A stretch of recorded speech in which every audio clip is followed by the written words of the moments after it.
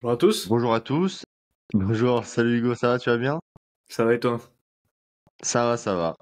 Eh ben les amis, on se retrouve pour un format que vous adorez. On nous l'a beaucoup demandé, mais on a prévu d'en faire un par mois à peu près. Enfin, en tout cas, un par mois, ça c'est sûr. C'est le deep dive. Mhm. Comme vous avez pu le voir, à mon avis, sur le titre, mais en fait, Hugo avait choisi l'action Évolution AB, qu'on vous encourage vraiment à aller suivre parce qu'on a en plus, ça avait cartonné ce format quand on avait sorti ça sur Évolution. Ouais, pas sûr Et, que ça cartonne et autant donc, sur celle-là, mais Je suis pas sûr. Je suis pas sûr. Pourquoi? Parce qu'elle est boudée. Elle est boudée. Mais du coup, moi, j'ai choisi une action que j'apprécie beaucoup à analyser et à avoir en portefeuille pour ma part, parce que j'en suis actionnaire depuis 2023. Alors, pour les curieux, j'ai une performance latente, je crois, de à peu près 30% dessus, hors dividende, hein, juste la corrélation du cours. Et pourquoi je l'avais en portefeuille? Parce qu'à l'époque, je cherchais une entreprise pour un peu m'exposer aux semi-conducteurs qui n'étaient pas hors de prix. Et à l'époque, en fait, vu que elle avait sorti son annonce avec des free cash flow catastrophiques, mais dont on reparlera dans la vidéo, bah, en fait, elle s'était pris une gamelle. Donc j'ai vu, ok, Texas Instruments est pas trop cher, elle est dans les semi-conducteurs, elle est là depuis 1930, je pense qu'elle sera encore là dans 10 ans. J'achète. J'avais un peu regardé, un peu analysé, mais voilà, j'ai acheté. C'était juste pour vous dire que donc j'en suis actionnaire. On va vous faire un deep dive sur Texas Instruments. Alors, par contre, c'est vraiment une entreprise dont personne ne raffole et je comprends pas parce que elle est quand même intéressante, même à analyser, je trouve. Moi, j'ai fait 2 vidéos dessus, l'analyse action et euh, une vidéo sur la lettre d'Elliott Management, le fonds activiste qui est rentré au capital pour faire changer les choses, justement. Et les deux, franchement, ça a été des flops, mais monstrueux. Monstrueux. Et d'ailleurs, toi, Hugo, dis-moi. bah écoute, moi j'ai fait l'analyse de Texas Instruments aussi cette semaine, du coup en prévision du deep dive, pour pouvoir commencer à creuser le sujet. Et bah, ça a été un flop aussi. C'est l'analyse qui a le moins performé des 2 derniers mois, grosso modo. Donc, les gens n'ont pas Ouais. l'air de d'aimer Texas Instruments ou de s'y intéresser. Et pourtant, c'est dommage parce que c'est une entreprise qui mérite le coup d'œil, non seulement parce qu'elle peut être intéressante à avoir en portefeuille, on va le voir, même si personnellement j'ai pas de position dessus et je ne compte pas en avoir, surtout à ces niveaux de prix. Mais surtout, c'est une entreprise qui est extrêmement intéressante à analyser parce que c'est pas tous les jours qu'on a des cas à étudier comme ça avec des capex qui augmentent, avec des problèmes de free cash flow, etc. Enfin bon, vous allez voir tout ça de toute façon lors du deep dive. Absolument. Absolument. Bah, d'ailleurs, on vous a préparé en fait un peu la même trame de présentation que Evolution AB, comme ça vous serez pas un peu décousu. Juste avant de commencer la présentation de l'entreprise, en tout cas, je vous remercie. Nous vous remercions particulièrement encore beaucoup parce qu'on a reçu beaucoup de commentaires sur la dernière vidéo qu'on a faite de Bill Ackman et ben franchement, ça nous fait beaucoup plaisir. On a eu d'excellentes idées pour faire des prochains deep dive. Donc on les a notées. On va essayer de bosser dessus. Voilà, il y a pas mal de vidéos de prévues et qu'on doit tourner ensemble, donc il y a du boulot. Et vous le savez, je pense sûrement que vous l'attendez, il va y avoir un moment des vidéos sur le Bitcoin. Donc voilà, c'est prévu pour cette année 2024, même pas longtemps après la rentrée. Et je pense qu'on va bien s'amuser encore tous ensemble. Tout à fait. Et d'ailleurs, tu me fais penser qu'on a eu un nouveau commentaire sur Apple Podcast qui nous dit: J'adore votre podcast, vous nous faites partager vos expériences et c'est excellent pour moi qui suis un investisseur débutant, de la part de Val99. Donc écoute, merci beaucoup Ah, merci Val99, c'est Val99. sympa. Ok. Tu, tu veux commencer par la présentation de l'entreprise? Ouais, bah écoute, Texas Instruments, donc c'est une société américaine qui est cotée au Nasdaq. Elle a un ticker donc TXN, si vous voulez la rechercher plus facilement.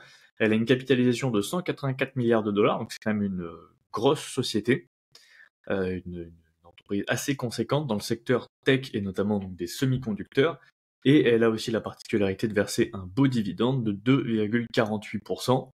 Et à noter qu'elle est dans le top 10 mondial de l'industrie des semi-conducteurs par rapport à la capitalisation boursière.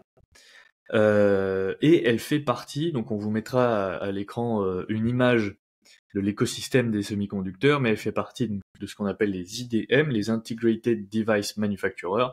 Donc en gros, ce sont des fabricants de puces qui designent, fabriquent et commercialisent leurs puces. À l'inverse, par exemple, de sociétés qui font que le design, comme ARM par exemple, ou Cadence System, etc. Enfin non, Cadence System, ils produisent les softwares, mais de sociétés qui les fabriquent uniquement, ça peut être le cas des fonderies, donc TSMC par exemple. Euh, voilà. Donc en gros, les Integrated Device Designer, Manufacturers, ouais. voilà, ce Ouais, les, sont les les... IDM, voilà, en fait, ils font toute la chaîne de A à Z, conception, fabrication, comme tu l'as dit. Ils assemblent, c'est pas ils fabriquent et après ils vont dans une autre usine qui va tout faire, hein. Ils Ouais. assemblent, ils font également les tests, parce qu'on l'a vu, les tests, c'est plutôt ASML qui s'en occupe d'habitude, je crois. Ils ont une partie test, mais c'est surtout Clash, je crois, qui est sur ce business model, parce que ASML, ils font eux les machines en amont. Oui, Je crois qu'ils ont une ouais, partie c'est les service aussi lithographies. pour. Et je crois que la partie service est plutôt sur la maintenance des machines, mais aussi peut-être un peu sur les tests. Et il me semble que c'est Cla qui est spécialisé justement dans le test des puces ensuite Ouais, ouais, sorties ouais, c'est d'usine, quoi. clair. Et il s'occupe enfin de la vente. Donc, il y a quand même, et c'est l'avantage, une certaine verticalité.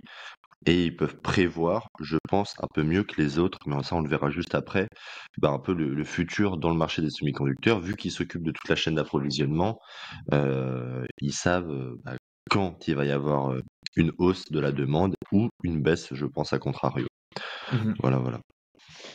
Tout à fait. Donc, bah, le business model, il est assez simple à comprendre. Du coup, ici, pour ceux qui ont un peu du mal dans les semi-conducteurs, ils vendent des semi-conducteurs et en amont, ils les fabriquent, etc., comme on vient de vous le dire. Tout à fait.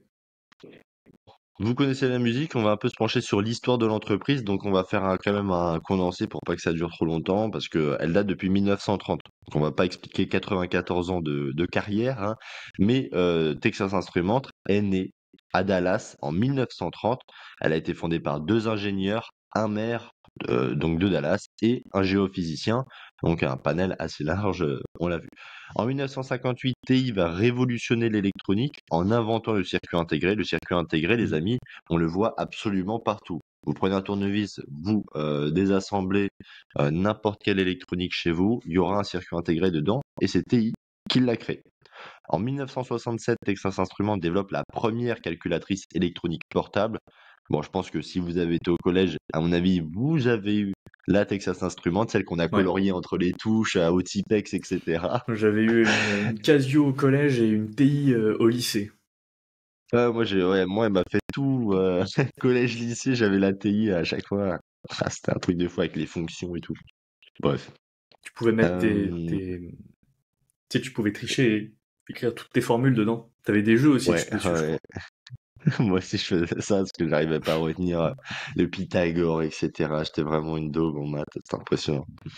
Entre 1997 et 2011, ce qu'il va falloir surtout retenir, ça va être des acquisitions parce que TI est passé d'un mastodonte à vraiment un boss dans les semi-conducteurs en rachetant notamment Silicon System et National Semiconductor entre Mhm. donc 97 et 2011. Et en 2021, il va y avoir une annonce d'investissements qui vont être colossaux euh, pour augmenter sa capacité de production de puces de semi-conducteurs, mais on va largement en reparler juste après de cette fameuse annonce. Tu veux rajouter Tout quelque à chose en fait. particulier, Hugo? On peut noter qu'elle a basculé de Geophysical Service à Texas Instruments en 1951 et qu'il y a eu 4 fondateurs de Texas Instruments donc en 1951, donc 2 qui sont venus se greffer aux fondateurs d'origine.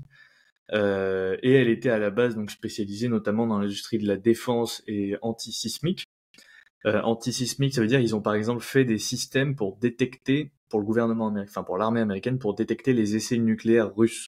Parce qu'une bombe nucléaire, forcément, ça a une certaine force, donc ça fait trembler, ça crée un espèce de séisme. Et ces mesures de séisme leur permettaient de détecter donc les essais nucléaires russes et de les surveiller dans les années 60. Donc une application notamment de ce qu'ils faisaient. Ils ont aussi développé des radars, des systèmes de guidage de missiles ou encore des bombes guidées par laser. Et ils ont totalement arrêté leur industrie de la défense, enfin leur segment défense en 97, qu'ils ont revendu à Raytheon Company. Ils se sont également même lancés dans les ordinateurs, donc dans les PC, dans les années 80, notamment pour concurrencer l'Apple II avec le TI 99/4. Mais ils ont arrêté sur le marché des personal computers, donc en 98, et ils ont revendu leur branche à Acer. Ils ont également ils ont également commercialisé des Digital Light Processing en 87, donc c'est des espèces de projecteurs en fait d'images. Et voilà, après je pense que tu as tout dit, mais globalement ce qu'il faut retenir de leur histoire, c'est qu'ils faisaient un peu tout et n'importe quoi entre 51 et 2000. Ils ont vraiment touché à tous les domaines d'activité de l'électronique et ils ont tout fabriqué. Ils ont fabriqué tout ce qui était possible de fabriquer et ils ont notamment été pionniers et inventeurs de beaucoup de technologies qu'on utilise toujours aujourd'hui.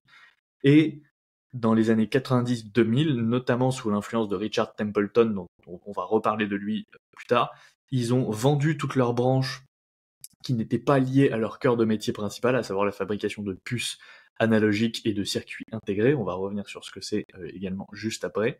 Et, et en se spécialisant sur ces cœurs de métier spécifiques, ils ont pu donc augmenter leur avantage compétitif et augmenter leur marge également au passage. Et ils sont devenus en fait le leader sur ce marché-là dans les années 2000. Voilà globalement.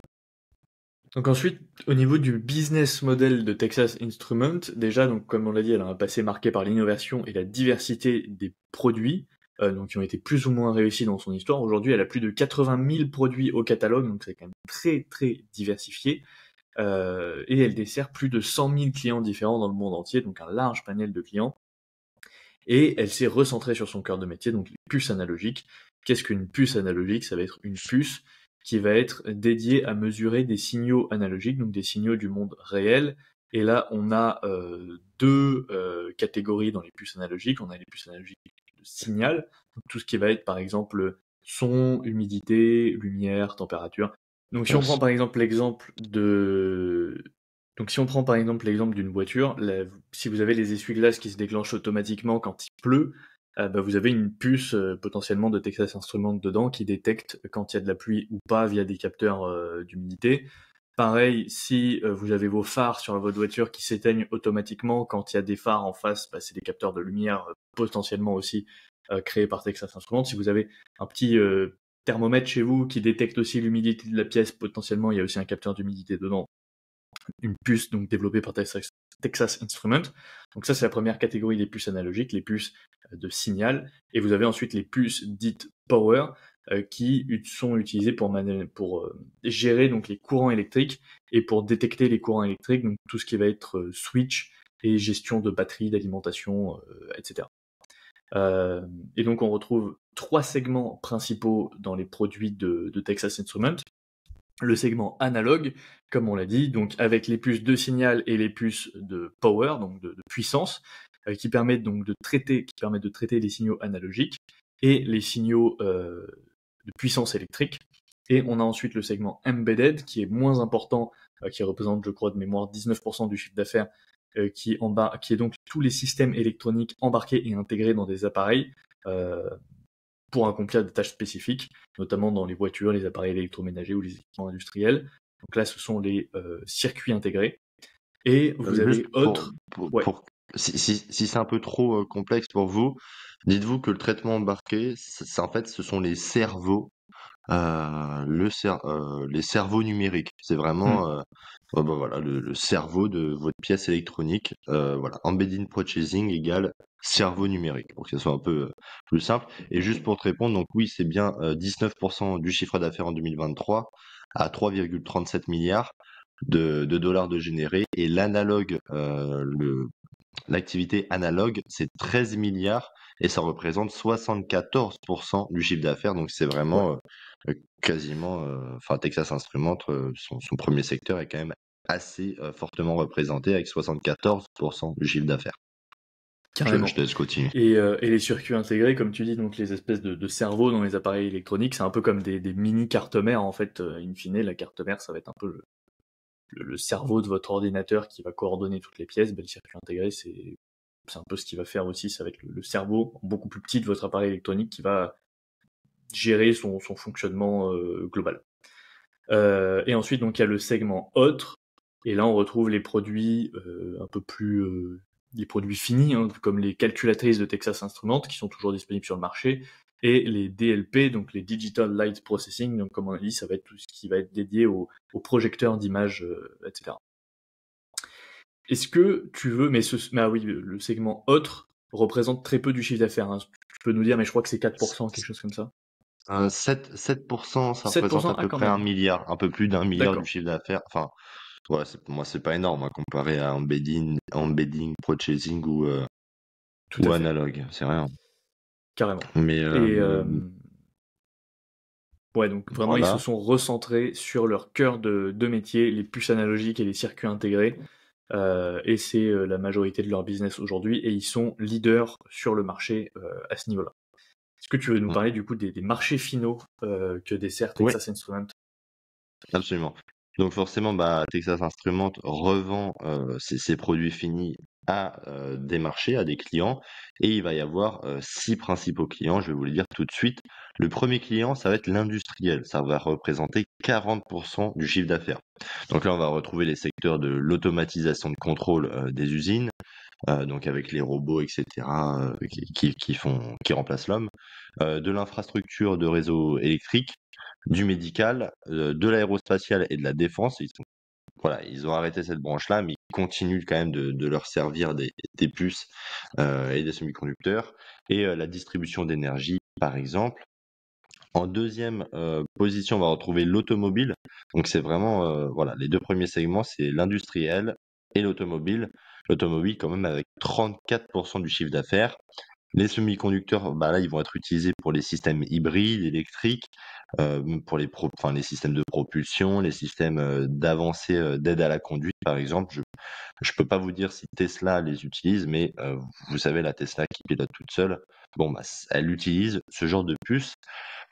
L'électronique personnelle, ça va représenter 15% du chiffre d'affaires. Là, on va retrouver les téléphones portables, les PC, les télés, les périphériques connectés avec le Bluetooth, etc. Et même nos imprimantes. Voilà, donc dans vos En imprimantes, il y sachant a... que... ouais, Ouais. non, vas-y, pardon. Non, non, bah, juste pour vous dire que bah, il y a de grandes chances que dans votre imprimante, il y ait des puces Texas Instruments. Tu voulais compléter quelque Tout chose, à fait. Hugo? Ouais, je voulais juste compléter sur l'électronique personnelle quand on dit téléphone, PC, etc. Donc il s'agit bien de capteurs, de puces analogiques et de circuits intégrés, mais ils ne fabriquent pas les puces qu'on appelle logiques, donc tout ce qui va être GPU, CPU, donc vraiment ce qui va servir à la puissance de calcul et à la logique dans les ordinateurs et les téléphones portables. Ça, c'est pas eux qui le font. Vous le savez, ceux qui sont spécialisés dans les GPU, on reconnaît notamment Nvidia. Dans les CPU, on a notamment historiquement Intel et AMD qui sont spécialisés dedans.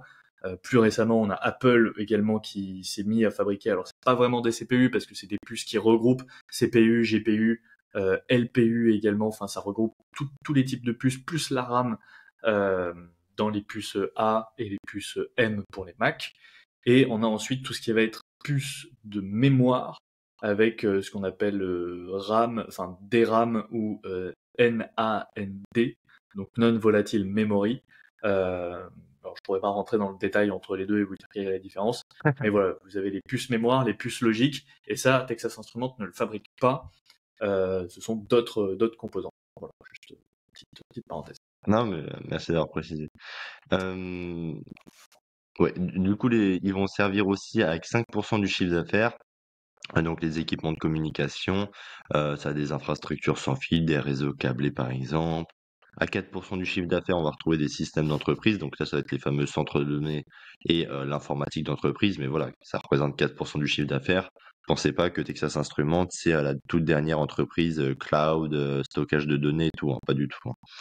Et après, le 2% du chiffre d'affaires, donc dans le segment autre, on va retrouver bah, les fameuses calculatrices que l'on a achetées un peu plus jeune. Voilà. Alors pour ce qui est des ventes par région, donc où est-ce que Texas Instruments vend ses produits? À 33%, ça va être l'Amérique. À 26,5%, ça va être l'Europe, le Moyen-Orient. 19% en Chine, 10% au Japon, 10% en Asie et le reste, donc 1,5% dans les autres pays. Donc là, qu'est-ce qu'on peut dire? Ben, c'est qu'il y a une bonne répartition géographique.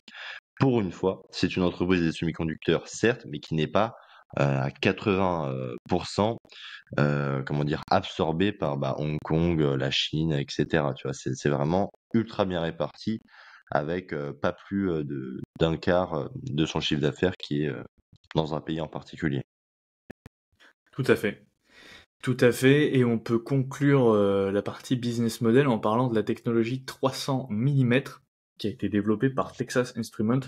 Donc, qu'est-ce que c'est? C'est le fait de fabriquer donc des wafers de 300 mm. Donc, les wafers, c'est un terme qui est pas mal connu dans l'industrie des semi-conducteurs, que vous avez probablement déjà entendu parler.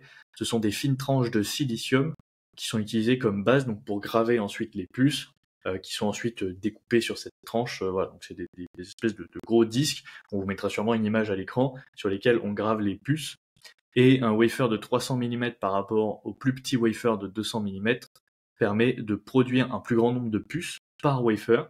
Et ça, c'est une technologie que Texas Instruments a développée, elle est pionnière dedans, et ça permet de faire des économies d'échelle, d'avoir une meilleure efficacité. Et c'est cette technologie qui permet notamment à Texas Instruments de réduire les coûts et d'avoir 40% de coûts en moins, enfin de vendre ces puces 40% moins cher que la concurrence en moyenne. Donc ça, c'est un avantage compétitif qui est forcément très important pour Texas Instruments. Savoir qu'ils ne font pas en plus que les 300 mm, mais c'est quand même leur cœur de métier. Enfin, en tout cas, l'image de marque de Texas Instruments. Tout à fait. Tu veux qu'on fasse un petit point sur le management et Ouais, l'actionnariat? tout à fait.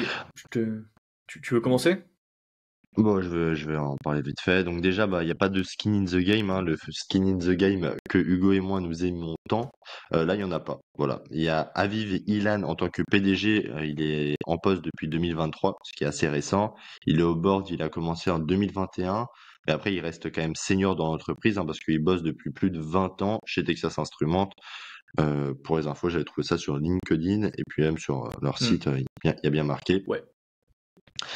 Une chose très intéressante aussi pour l'actionnariat, c'est que TI détient 47% de son capital.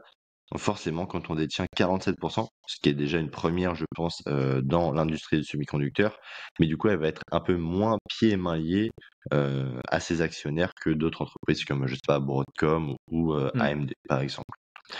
Tout à fait. Et, On a. et chose très intéressante, comme on l'a dit juste avant, depuis cette année, donc l'année 2024, ça va être l'arrivée au capital du fonds activiste Elliott Management qui a pris une position de mémoire de 300 millions de dollars.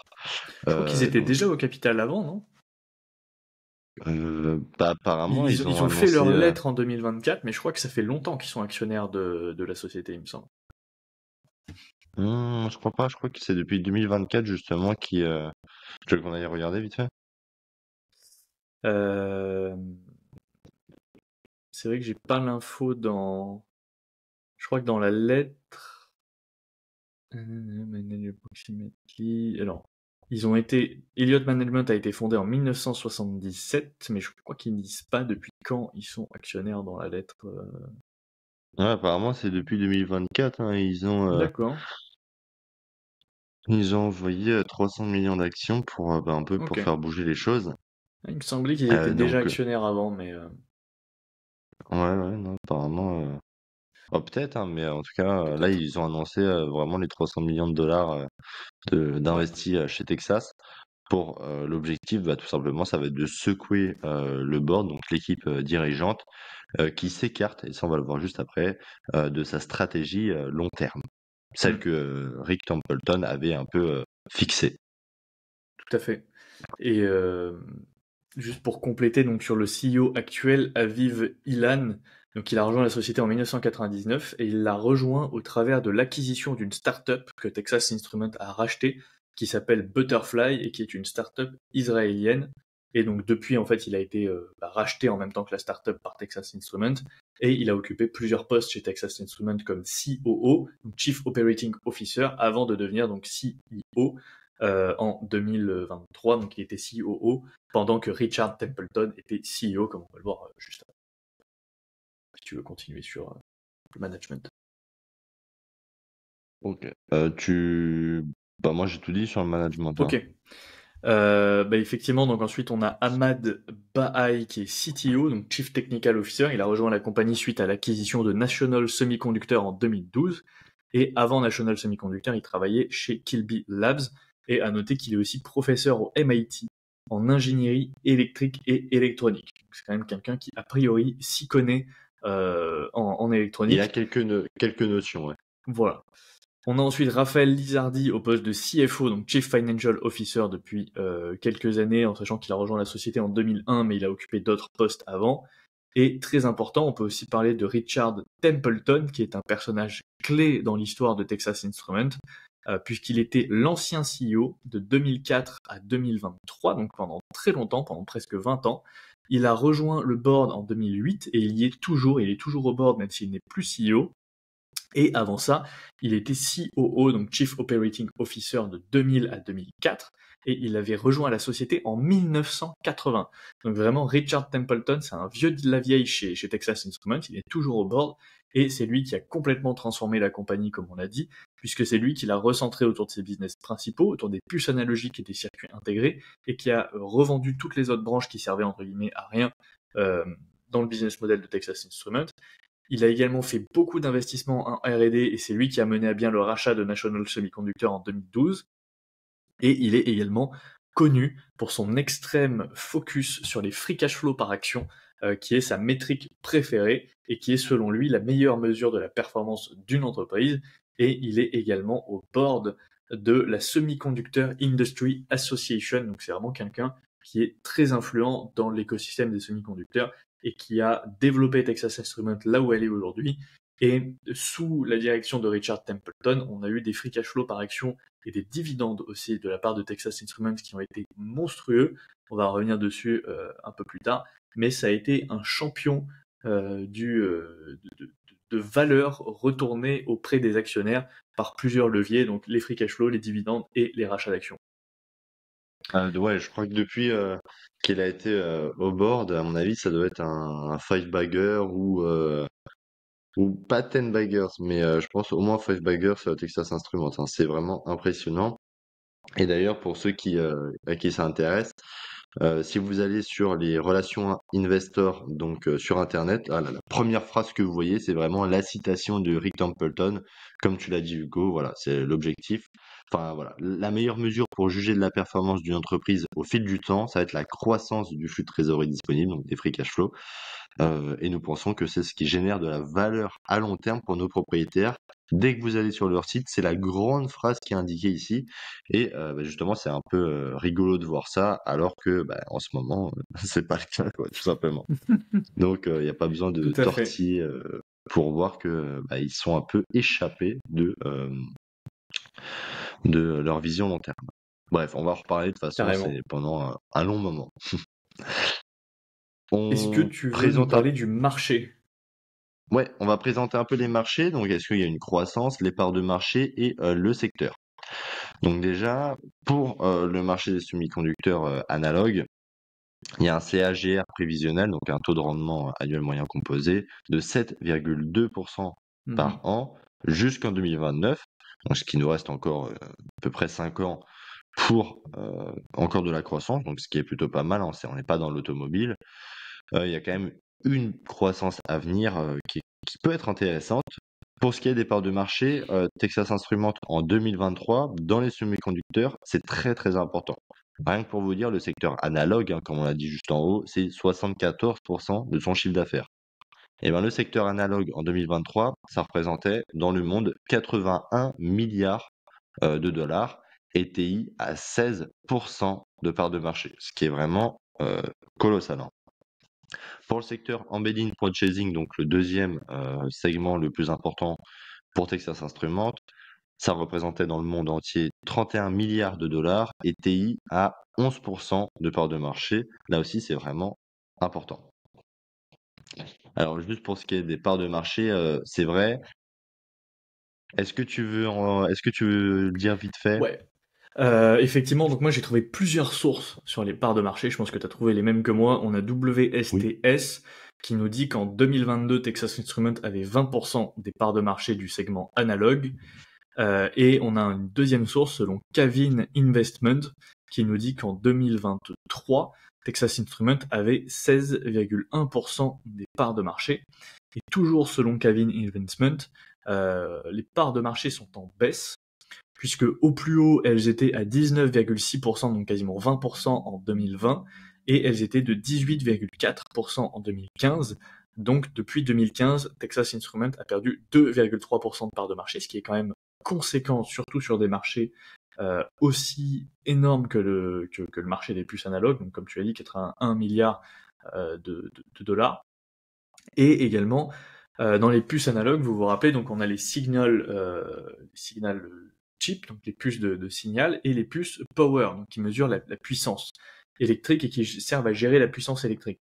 Et ben dans ce sous-marché analogique des power ICs, ça s'appelle, donc les circuits, enfin les puces visant à gérer l'alimentation électrique, Texas Instruments avait 15,9% de part de marché en 2018 versus 14,7% de part de marché en 2022.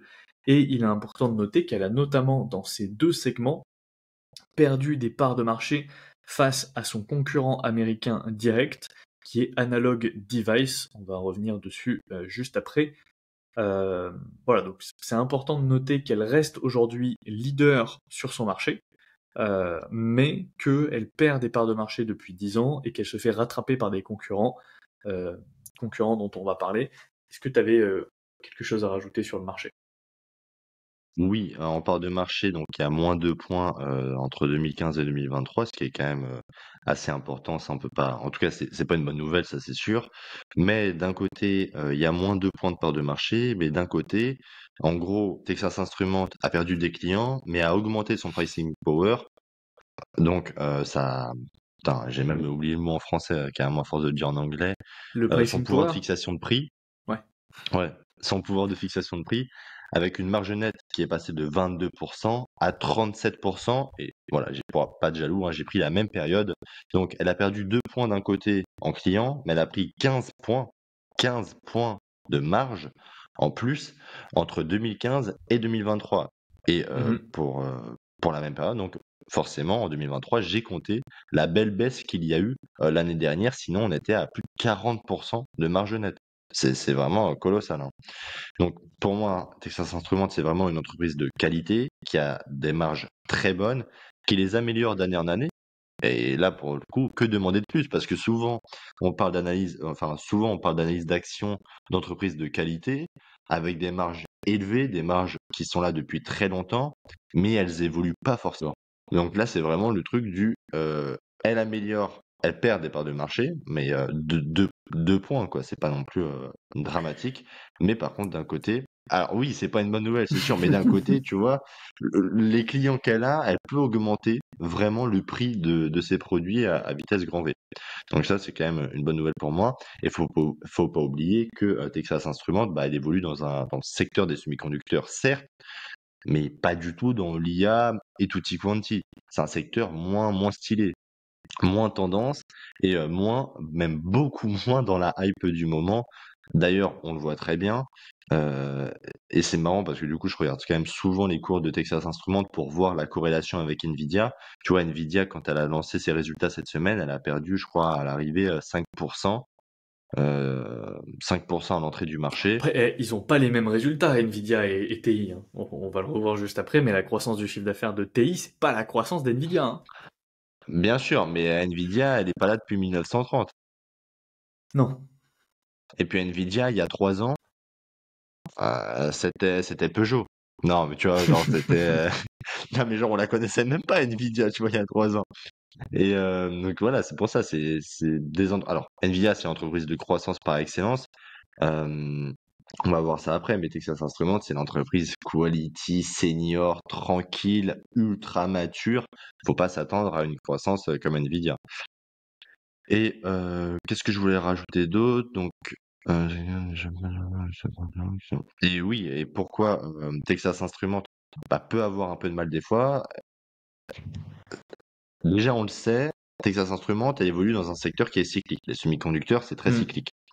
tout Et à en fait. plus, ses principaux marchés Et, finaux, et ouais, d'ailleurs, si vous voulez un bon aperçu de la cyclicité de l'écosystème des semi-conducteurs, je vous conseille de regarder les résultats de ASML, en tout cas de regarder leur présentation, parce qu'ils ont toujours une slide sur laquelle ils parlent justement de la demande, parce que eux, ils sont vraiment super bien placés pour parler de la cyclicité, parce que ce sont les premiers dans la chaîne alimentaire, si on peut dire, puisque les fabricants de puces commandent directement chez ASML des machines, et souvent c'est commandé en avance sur le cycle, puisque forcément, si on prévoit une anticipation une croissance de la demande de puces, on va commander les machines peut-être un an en avance pour anticiper cette croissance. Donc ASML est un assez bon, comment dire, une assez bonne mesure ouais, dans cette métrique. slide de la Hmm. cyclicité, et il le démontre bien justement qu'on a des cycles avec des hauts et des bas, et que la demande n'est pas toujours linéaire dans l'écosystème des semi-conducteurs. C'est vrai, je l'avais vu dans des slides d'ASML et pour bah aussi les slides de Texas Instruments, vu qu'elle est vraiment à la verticalité à fond, elle s'occupe de toute la chaîne d'approvisionnement, on l'avait vu. Là aussi, vraiment, bah, dans la présentation de 2024, l'entreprise donc euh, le fait remarquer par vraiment le cours, comme quoi on est dans une période qui est assez faible, mais que probablement d'ici 2025 et 2026, il y aurait un retournement de cycle qui serait à Hmm. prévoir. Encore une fois, c'est selon leur analyse, hein, donc forcément, ils vont pas dire qu'ils vont Bah, couler, selon mais ASML aussi. ASML anticipe que le cycle reparte en 2025. tu vois, donc bon, il y a de grandes chances que ça repart de plus belle. Et juste pour finir, donc, TI, c'est une entreprise des semi-conducteurs, c'est cyclique.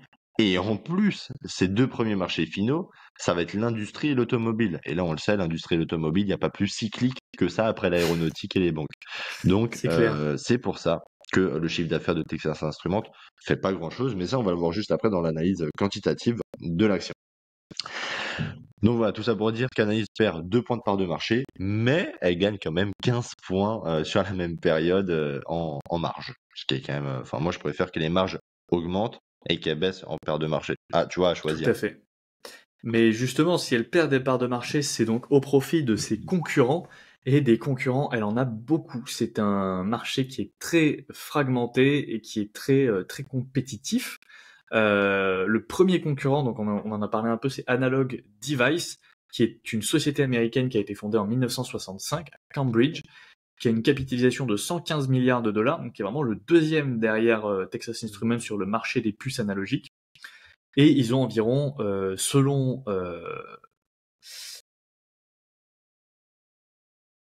et ils ont environ 19,4% de part de marché selon WTS en 2023. Donc selon WTS, Texas Instruments a été le leader sur le marché jusqu'en 2022, puisqu'en 2022, donc Analog Device et Texas Instruments avaient les mêmes parts de marché à 17,3%, mais en 2023, Texas Instruments est passé à 16,1% et Analog Device à 19,4%. Donc, selon WTS, en tout cas, Analog Device serait premier en termes de part de marché à l'heure actuelle sur le segment des puces analogiques spécifiquement. Donc, intéressant à noter. Ensuite, Oui. on a Renesas. Ouais. Alors juste pour te répondre pour Analog Device, donc oui, c'est une entreprise dont Texas Instruments doit se méfier. Après, en termes bah, de quantitatif, hein, pour le coup, le chiffre d'affaires de Texas Instruments, on est à 13, enfin quasiment 14 milliards sur cette dernière année contre 11 milliards pour Analog Device, donc on est quand même un petit cran en dessus. Par contre, en termes de marge, et surtout en marge EBIT, donc résultat avant impôt, Texas Instruments est en troisième position mondiale. Mondiale, hein, c'est vraiment énorme. Hein. Faut pas oublier que plus on a des marges élevées, plus on a un pricing power élevé, et on le sait, plus le pricing power est élevé, plus le mot derrière est important. Et donc, Texas Instruments, troisième position mondiale, hein, juste derrière Nvidia et TSMC de mémoire. Et donc, Analog Device, elle est 10 rangs dernière, 10 rangs derrière. Elle est en 13e position, donc avec Mm. 28% de marge EBIT. Ouais. Donc, Ce qui est déjà très bon. Texas Instruments, Attention. Ce qui est vraiment très bon, mais ok. Donc, bah, pour finir sur Analog Device, certes, elle commence à prendre des parts du marché, mais je pense que Texas Instruments reprend, en tout cas, j'espère, va reprendre la main dessus. Par contre, en termes de marge, elle est quand même bien en dessous, hein. On est à 42% pour Texas Instruments en termes de marge EBIT, donc euh, avant intérêt et impôts, contre Analog Device qui est à 28%. Donc il y a quand même 14 points d'écart. Et quand on a 14 points d'écart dans les marges, je pense qu'on peut quand même aller beaucoup plus loin sur le long terme. Après, bien évidemment, il faut faire attention. Niveau aussi ratio de rentabilité, hein, il faut pas vous ruer sur Analog Device parce que bon, le ROCE, donc le retour, donc le ROCE d'Analog Device, on est à 8% sur 10 ans contre 38% pour Texas Instruments. Donc, moi à choisir, tu vois, je préfère investir dans Texas Instruments. Et, C'est sûr. et voilà pour Analog Device. Est-ce que tu voulais rajouter peut-être un petit truc dessus? Sur Analog Device, non, on est bon. Alors attends, juste laisse-moi prendre une petite gorgée De lait. de lait cru. Attention, très Oh, important bâtard. de le préciser, c'est un élixir de jouvence. Ceux qui le savent savent de quoi je parle. Donc n'hésitez pas à nous mettre en commentaire, est-ce que vous buvez du lait cru? Lait cru, ouais, c'est pas mal. Lait de Et on chèvre ou lait va de vache? lait de vache cru, non pasteurisé. On va renommer on va renommer la chaîne le lait rentable. Le lait rentable. Le lait rentable. Non, mais sinon, effectivement, donc deuxième concurrent, on a Renesas, qui est une société japonaise créée en 2002, qui a une capitalisation de 32 milliards et environ 12,4% des parts de marché en 2023. Ensuite, on a Infineon, qui est une société allemande, euh, fondée en 1999 suite à une division de Siemens. Donc à la base, c'était une branche de Siemens, Infineon, et elle a 46 milliards de dollars de capitalisation et 8% de part de marché. Ensuite, on a Skyworks, donc, qui est une société américaine fondée en 2002, qui a 17 milliards de dollars de capitalisation et 6,6% de part de marché. Ensuite, on retrouve ST Microelectronics, une société dont vous êtes beaucoup à me parler, à me demander d'analyser, je ne l'ai toujours pas fait, parce que c'est une société qui n'est clairement pas terrible hein, par rapport à ce qu'on pourrait penser. C'est pas parce qu'elle est dans les semi-conducteurs que c'est une belle société. Euh, Oui, c'est clair. elle a des stats et des chiffres qui sont quand même assez mauvais. Mais j'ai pas creusé le dossier plus que ça, donc je peux pas vous dire un point de vue définitif dessus. Mais c'est une société franco-italo-suisse fondée en 1987 et qui a 28 milliards de dollars de capitalisation pour 6,5% de part de marché. Ensuite, on retrouve NXP, Semiconductor, donc une société néerlandaise fondée en 2006, suite à une division de Philips. Donc c'était une branche également du groupe Philips, donc le gros groupe néerlandais, qui a donc 64 milliards de dollars de capitalisation et 5,1% de part de marché. Et en dernière position, on retrouve Microchip, qui est une société américaine fondée en 1989 à la suite d'une division également de General Instrument avec 43 milliards de dollars de capitalisation et 2,8% de part de marché. Voilà un peu pour l'écosystème des concurrents sur le marché, je Juste précise, pour, spécifique des analog devices. ouais, juste pour rajouter aussi, moi j'avais rajouté Intel parce qu'Intel, on est quand même elle se situe dans les IDM, même si elle fait quand même des choses un peu différentes. C'est une entreprise qui va s'occuper de toute la chaîne de toute la chaîne, hein, comme Texas Instruments. Et Intel est quand même plus connu que les petits, tu sais, les petits concurrents de Texas que tu m'as cités, parce que Texas Instruments, hein, on l'a dit, c'est 200 milliards de capitalisation boursière. Donc pour Ouais. qu'une entreprise de 15 milliards, 30 milliards ou même 60 milliards arrive à surpasser le boss, ça demande quand même du temps, de l'investissement. Donc on a le temps de voir venir les choses quand même si forcément il faut pas se reposer sur les lauriers. Alors pour ce qui est vite fait d'Intel, hein, bon, personnellement, je pense qu'on n'a pas besoin de s'étendre dessus. Ça doit être vraiment, je pense, une des pires boîtes du S&P 500. Euh, pour le coup, En tout cas et là, aujourd'hui, parce qu'avant, elle bien était très sûr, bien. mais il a dit quelque chose de très bon tout à l'heure, dont il faut souligner quand même le point. C'est pas parce que c'est une entreprise des semi-conducteurs que forcément elle est excellente. Tu vois, on peut prendre l'exemple d'Intel, même Texas Instruments, hein, on va pas se mentir, c'est pas non plus la boîte à acheter en ce moment, tu vois. Là, on fait un deep dive dessus parce qu'elle est quand même très intéressante à analyser, mais vous ruez pas dessus, faites vraiment votre analyse, soyez à l'aise avec cette boîte. Et, et bon, Intel, je savais pas, mais tu vois, je suis allé voir sur le screener, sur screener de TQ Invest, enfin, de ton app. Oh putain, elle est à 1 ou 2 sur 20. Enfin, c'est une des Ah pires ouais? boîtes, quoi. Elle est vraiment à Non, 1 tant que ou 2 ça? sur 20. Non, vraiment. En fait, faut partir du principe, Intel, tellement il y a de dettes, on dirait que c'est une banque. Tu vois, Ah oui, 2/20. c'est vrai. Mais elle est Wow. endettée, laisse tomber. Enfin, c'est une machine à dette. Ah oui, si tu Niveau regardes les rentabilité. revenus depuis 2021, c'est une catastrophe. Ah ouais, niveau rentabilité des actionnaires, les actionnaires, ils attendent la rentabilité depuis des décennies, tu vois. Vraiment, plus tu mets d'argent dans Intel, plus tu perds d'argent. Donc c'est vraiment catastrophique. J'étais choqué quand j'ai vu ça. Alors d'ailleurs, tu vois, c'est assez étonnant parce que on reviendra dessus, mais Intel, bizarrement, a un pattern qui est quand même assez similaire à Texas Instruments, dans le sens C'est-à-dire- où elle a eu des revenus en croissance de 2014 à 2021. Elle a eu des beaux free cash flow, plutôt en croissance de 2014 à 2020. Depuis 2020, les free cash flow ont diminué, ont vraiment complètement baissé. Ils sont passés en négatif en 2022. Et on peut voir qu'également, depuis 2021, les dépenses en CAPEX ont explosé. Donc, est-ce que ça vous rappellerait pas le dossier Texas Instruments? J'espère que Texas Instruments ne subira pas le même sort, mais justement, c'est quelque chose sur lequel on va revenir juste après. C'est clair. C'est clair, c'est clair. Euh, Euh, Moi, je pense que du coup, tout ça pour finir un peu sur l'onglet concurrence, donc bien sûr, Texas Instruments est exposé et fait face à la concurrence, mais vraiment, elle est quand même très très bien implantée sur son marché et elle est, faut le rappeler, leader, hein, donc top 1 sur son marché de l'analogue, et que pour moi, plutôt sa bête noire se situe plutôt dans ses décisions stratégiques à moyen terme et long terme, et on va en venir juste après. Tu veux qu'on passe à l'analyse quantitative déjà? Ouais, bah écoute, est-ce que tu On va veux parler un commencer peu de sur l'analyse chiffres. quantitative? Ouais, et ben écoutez, on va commencer un peu par l'analyse quantitative, donc on va Juste parler un petit peu de point pour ceux chiffres. qui nous suivent sur YouTube, on va intégrer pas mal de screenshots de l'app, des graphiques, etc. pour que vous puissiez avoir les visuels. Pour ceux qui nous Ouais, écoutent en podcast, bah, vous aurez juste le screen. mais on va bien expliquer. Donc pour l'évaluation du cours, donc on le voit. Alors on va faire abstraction du prix juste, hein, qui peut être un peu faussé ici parce que les free cash flow, ils ont fait n'importe quoi avec. Donc au niveau des calculs, ça déconne un peu.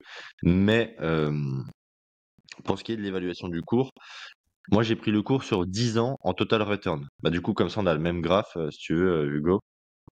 Et on voit que le CAGR, Ouais. il est quand même énorme, hein, parce que CAGR, donc 22% de croissance par an sur ces 10 dernières années en moyenne. Une En total linéarité return, qui donc est en prenant en exceptionnelle. compte les dividendes, hein, pour ceux qui ne Ouais, suivent pas. absolument. Total return à chaque fois, hein, comme ça on reprend les dividendes. Une linéarité qui est exceptionnelle, de 0,97. C'est quasiment, enfin tu peux pas faire, enfin si tu peux faire mieux, mais on est dans le haut, très haut du panier, contre le S&P qui a 0,96. Donc elle a surperformé. D'ailleurs, si vous prenez l'évaluation du cours de l'action, toujours sur 10 ans face au S&P, on est quand même à un gap assez important, hein. On est à 645% de performance contre 237 pour le S&P, ce qui est quand même plutôt pas mal. Euh, pour ce qui est de la note quantitative, donc on est à 12 sur 20 pour ceux que ça intéresse. Donc 12 sur 20, on est dans l'entreprise quality au niveau des ratios, et je pense qu'à mon avis, elle se fait vachement découper dans le calcul par les free cash flow et par même la croissance du chiffre d'affaires, où c'est un peu sa bête noire. Par contre, pour ce qui est des rentabilités pour l'actionnaire, franchement, quand on est actionnaire de Texas Instruments, on doit être plutôt content. Euh, le ROE, on est à 48% sur 10 ans. Le ROIC, 38%. Et le ROCE, donc 38% également sur 10 ans. Donc là, tous les indicateurs sont verts, vert vif, j'ai envie de dire, ce qui est plutôt une bonne nouvelle. Même pour les marges, Au niveau profit, on est à 59% de marge brute, marge nette, enfin marge opérationnelle plutôt, excusez-moi, à 36%. Ce sont quand même des belles marges. CapEx, je pense que le CapEx, on va en reparler en dernier parce qu'il y a beaucoup de choses à dire dessus. Ouais, ça te va, Ouais, Hugo? carrément. Par contre, niveau croissance du chiffre d'affaires, là, les amis, on est pas top.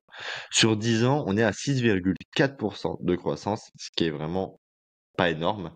Euh, on va le voir notamment de façon sur l'évaluation, tu sais, c'est dans ta rubrique, je vous mets ça tout de suite, mais dans la rubrique quantitatif, on prend les revenus et on voit qu'il y a quand même des phases de hausse légère, même de stagnation entre 2014 et 2015, entre 2019 et 2020, et bah, des phases de baisse même entre 2022 et 2023. Donc forcément, qu'est-ce qu'on peut en déduire? Bah, c'est que Texas Instruments est une entreprise cyclique, voire même assez cyclique hein, dans son secteur. Mais par contre, il y a quand même une très bonne prédictibilité des revenus à 91%, ce qui peut présager des choses quand même assez bonnes pour l'avenir.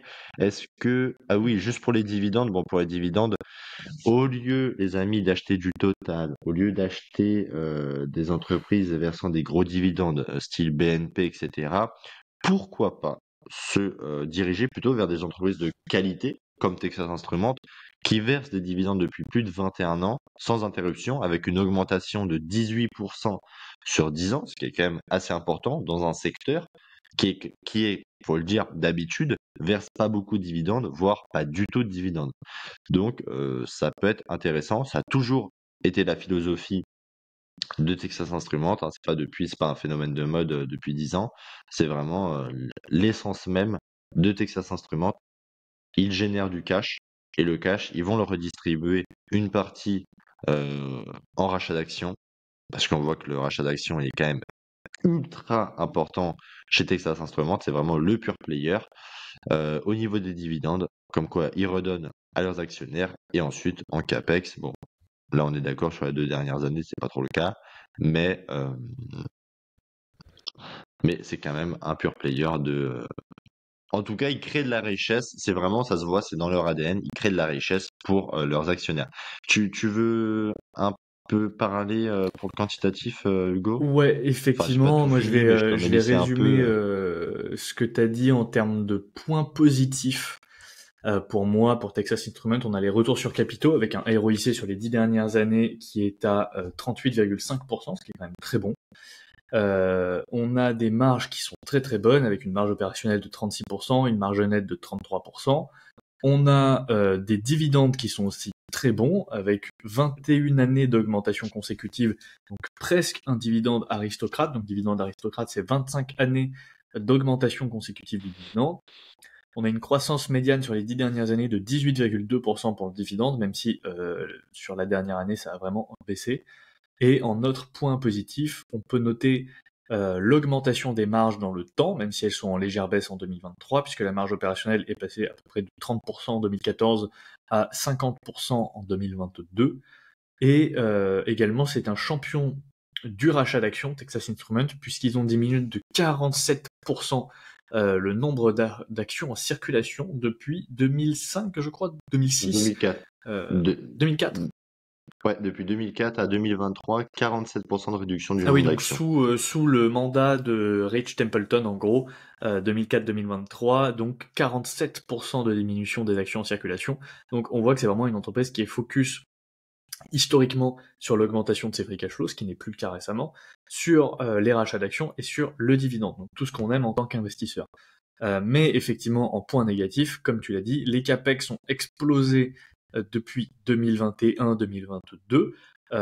Les free cash flows ont diminué de 75% depuis 2021. Et on a un chiffre d'affaires également en baisse sur la dernière année de moins 14,4%. Et même le chiffre d'affaires, historiquement, n'est pas dingue, avec 6,4% de croissance sur les 10 dernières années, ce qui n'est pas exceptionnel. Et, euh, et voilà, donc on a quand même des grosses coquilles, si on peut dire, des gros points, des grosses zones d'ombre sur Texas Instruments, avec notamment des dettes qui sont quand même, qui restent modestes, mais qui commencent à être élevées avec 1,77 de ratio dette sur EBITDA. Oui, On peut mais trouver tu moins vois, en termes de dette. et également un payout ratio qui est énorme. Parce que le problème de Texas Instruments, c'est que c'est un pur player du dividende. Donc pour ça, ils ont besoin de cash pour verser un dividende, ce qui est normal. Et vu qu'ils ont plus de cash, parce qu'ils ont un chiffre d'affaires qui diminue et des capex qui augmentent, bah ils ont un payout ratio qui a explosé à 177%. Et la question qui va se poser dans les prochaines années pour Texas Instruments, c'est soit ils arrivent à inverser la tendance et à retrouver du cash, à retrouver des free cash flow, soit ils vont devoir couper ou diminuer leurs dividendes. Et là, ça serait absolument catastrophique. Je pense que le cours de l'action prendrait une énorme claque si ça devait arriver, parce que la coupure ou la baisse d'un dividende, c'est vraiment un signe très très mauvais sur la santé financière d'une entreprise. Donc voilà, ça, ce Surtout sont des qui a points qui accès, sont très noirs. ouais, surtout une entreprise comme elle qui a accès là-dessus depuis des décennies. Donc bah, justement, c'était en plus un des indicateurs clés à suivre pour voir l'évolution que je voulais te dire. Voilà, donc juste un petit, comment dire, juste pour dire, voilà, les prochains dividendes, à savoir qu'en plus c'est versé tous les trimestres, donc l'échéance va assez vite arriver. Euh, Est-ce que le dividende va être réduit? Est-ce qu'il va être augmenté? Je pense pas. Et surtout, comment ils vont les payer? Est-ce qu'ils vont payer les dividendes par des dettes? Est-ce qu'ils vont payer les dividendes par des augmentations de capitaux? Voilà. Faudra vraiment, enfin en tout cas moi je vais me pencher dessus parce que ça m'intéresse, parce que ça va de Et toute surtout façon parce se que ressentir. tu es actionnaire. Ouais, parce que j'en suis actionnaire. Bah, Surtout. j'ai eu mes dividendes hein, il y a 2 mois, mais j'attends quand même les prochains. Après, c'est pas une entreprise dividende pour moi. J'ai pas acheté Texas Instruments pour dividende, mais ça m'intéresse de savoir comment ils vont financer les prochains, parce que oui, au niveau Ouais. des free cash flow, ça risque de coincer à un moment. S'ils Puis restent c'est comme ça. pas une énorme position dans ton portefeuille non plus en soi. Non, non, non, ça représente 4%, je crois, de mon portefeuille, donc D'accord. c'est vraiment Ok. pas une grosse position, mais ça fait partie de une des positions qui- que je m'intéresse le plus. Et juste Euh, avant de te redonner la main, pour vous dire, je sais plus si tu l'as dit, le chiffre des capex par rapport à l'operating cash flow, on est à 77%. C'est monstrueux, je crois que ça doit être autant que Peugeot ou Renault, hein, pour vous donner un exemple. Donc, voilà. non, c'est vrai qu'au niveau des cash flows, on a explosé. D'ailleurs, Elliott Management en reparle parce que, à savoir que en 2011, hein, donc c'est pas non plus, enfin, c'était il y a un peu plus de 10 ans, c'était 800 millions de free cash flow qui a été investi, et là on est à 5 milliards, on était à 5,1 milliards en 2023. Il y a eu une augmentation vraiment importante à partir de 2020. Donc en Covid, à l'année Covid, c'était 600 millions de dollars d'investir en CAPEX. Ensuite, on est passé à 2,5 milliards, 2,8 en 2022 et 5 milliards donc en 2023. Ce qui est quand même très important. Et c'est ça la bête noire. Après, Ouais. par contre, niveau dette sur EBITDA, tu vois, c'est ça que j'apprécie quand même. C'est qu'ils ont eu du cash. Et ils ont encore du cash parce que tu vois, dette sur EBITDA, on est à 1,24. Bon, 1,24 en dette sur EBITDA, je peux dire que je suis investi dans Euronext, on n'est pas sur les mêmes chiffres, hein, tu vois. Hmm. Euh, c'est une entreprise quand même qui est historiquement pas endettée. Tu vois, en 2016, on était à 0,5 de dette sur EBITDA. 2020, donc année Covid, année quand même compliquée, on était à même pas 1 de dette sur EBITDA. Donc voilà, 2022, il fallait juste 7 mois d'EBITDA pour rembourser entièrement, enfin toutes les dettes. Moi, je trouve ça encore raisonnable. Après, forcément, c'est un point à vraiment regarder parce que si en 2025 ou 2026, on est à 3 de dette sur EBITDA, là, il va commencer, enfin, il va falloir paniquer un peu. Tout à fait. Et d'ailleurs, peut-être un petit point, quand on dit CAPEX, pour que tout le monde puisse Oui, bien se représenter, donc les CAPEX, c'est ce qu'on appelle Capital Expenditure, donc ce sont tous les investissements que fait une société, grosso modo, dans sa capacité de production. Donc c'est en général des investissements très conséquents qui sont amortis comptablement via des dépréciations et amortissements. C'est pour ça que les capex n'influencent pas beaucoup les earnings côté Texas Instruments, parce que comptablement en fait une grosse dépense d'usine aujourd'hui, on va pouvoir dire qu'elle est amortie par exemple en 40 ans, et donc on va diviser la somme sur 40 années, et dans les earnings, on ne va pas prendre en compte cette somme pleine. Par exemple, si vous investissez 10 milliards en 2023 et que vous faites cet investissement, que vous l'amortissez sur 10 ans, dans vos bénéfices de 2023, vous allez seulement retirer 1 milliard de dépenses. Donc c'est pour ça que sur les earnings de Texas Instruments, on n'a pas de diminution énorme. Par contre, au niveau des free cash flow, donc les free cash flow, c'est pour ça que c'est une très bonne mesure. C'est une mesure qui ne peut pas être truquée entre guillemets comptablement avec les dépréciations et amortissements. Et là, on a le plein fouet des dépenses en capex. Et donc capex, ça va être les nouvelles usines que construit Texas Instruments, puisqu'ils ont prévu de construire 3 nouvelles usines, il me semble, aux États-Unis. Donc ça coûte une fortune. Pourquoi ? Parce que non seulement il faut construire les bâtiments, il faut acheter les terrains, mais ça c'est même pas le plus cher, parce que le plus cher en fait ça va être d'équiper les usines avec les machines pour construire, pour fabriquer les puces. Et j'espère qu'ils se fournissent chez ASML parce que ça serait tout bénef pour moi. Écoute, j'espère pour toi aussi.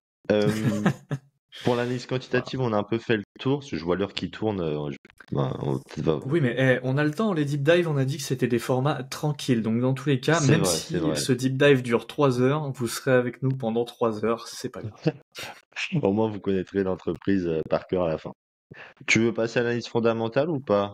Est-ce que tu veux pas qu'on parle un peu de la lettre d'Elliott Management avant? Un peu plus en Ouais, détail. ok. Ok.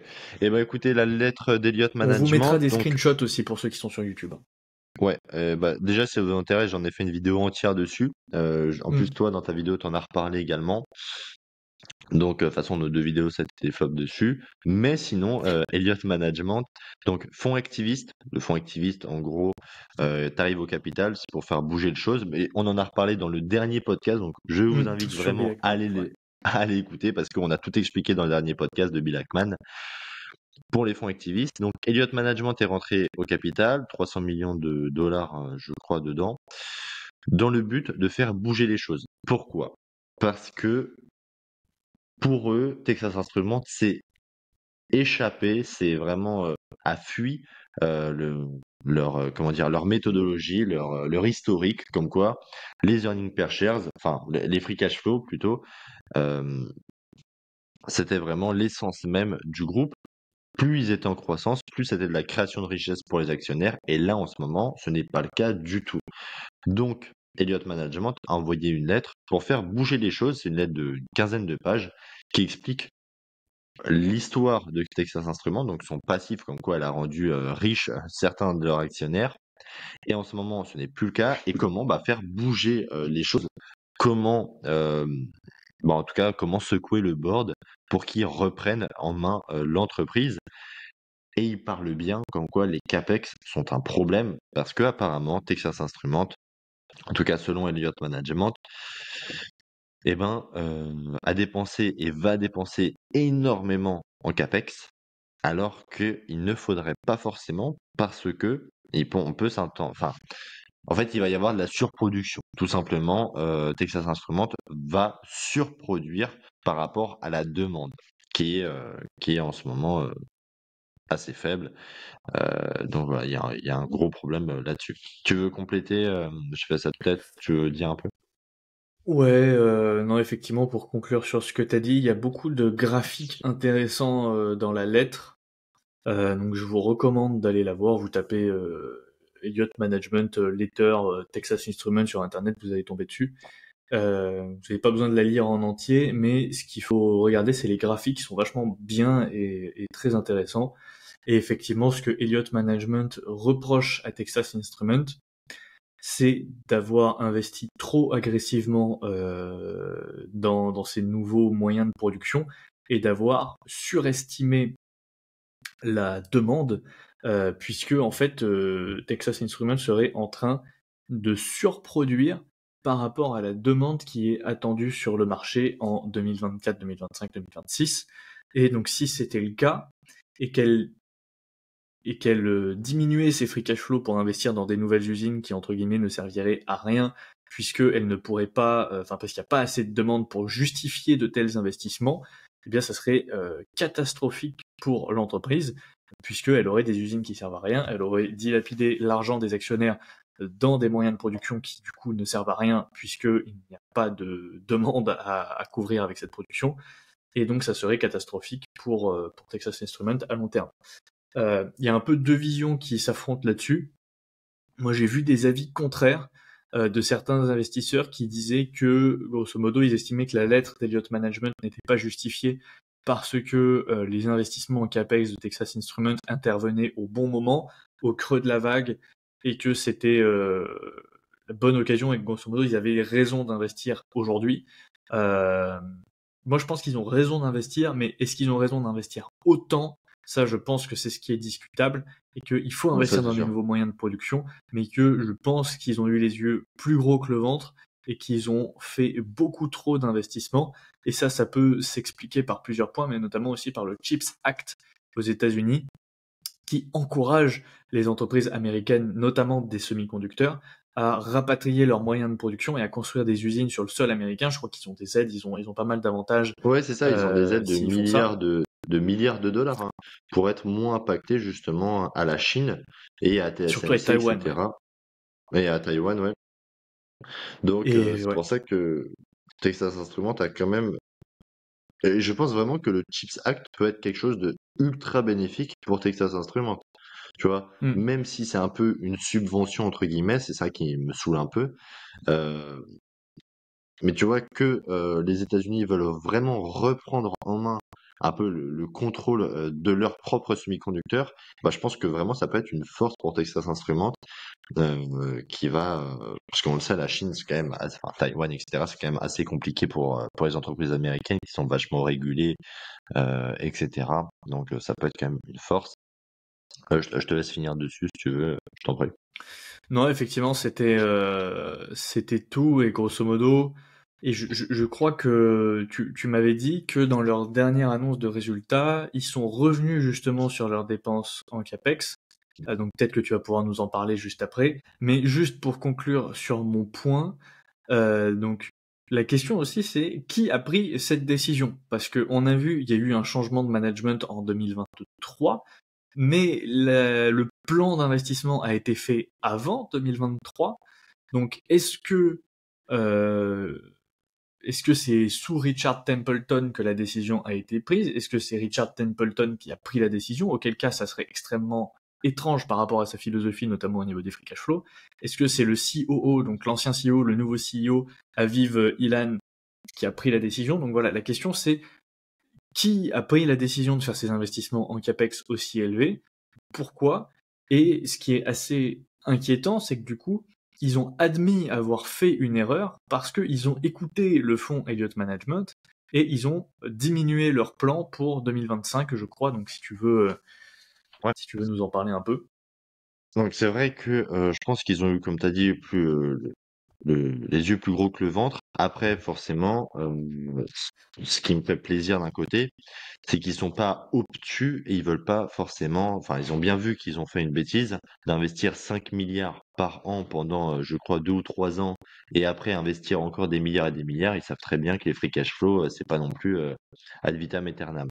Donc, et, et justement, il y a un papier qui est sorti, comme quoi Texas Instruments a rencontré le board de Elliott Management. Enfin, en tout cas, ils se sont rencontrés mutuellement et ils ont bien expliqué leur stratégie, leur vision de, du CAPEX, etc., la vision des dépenses des free cash flow.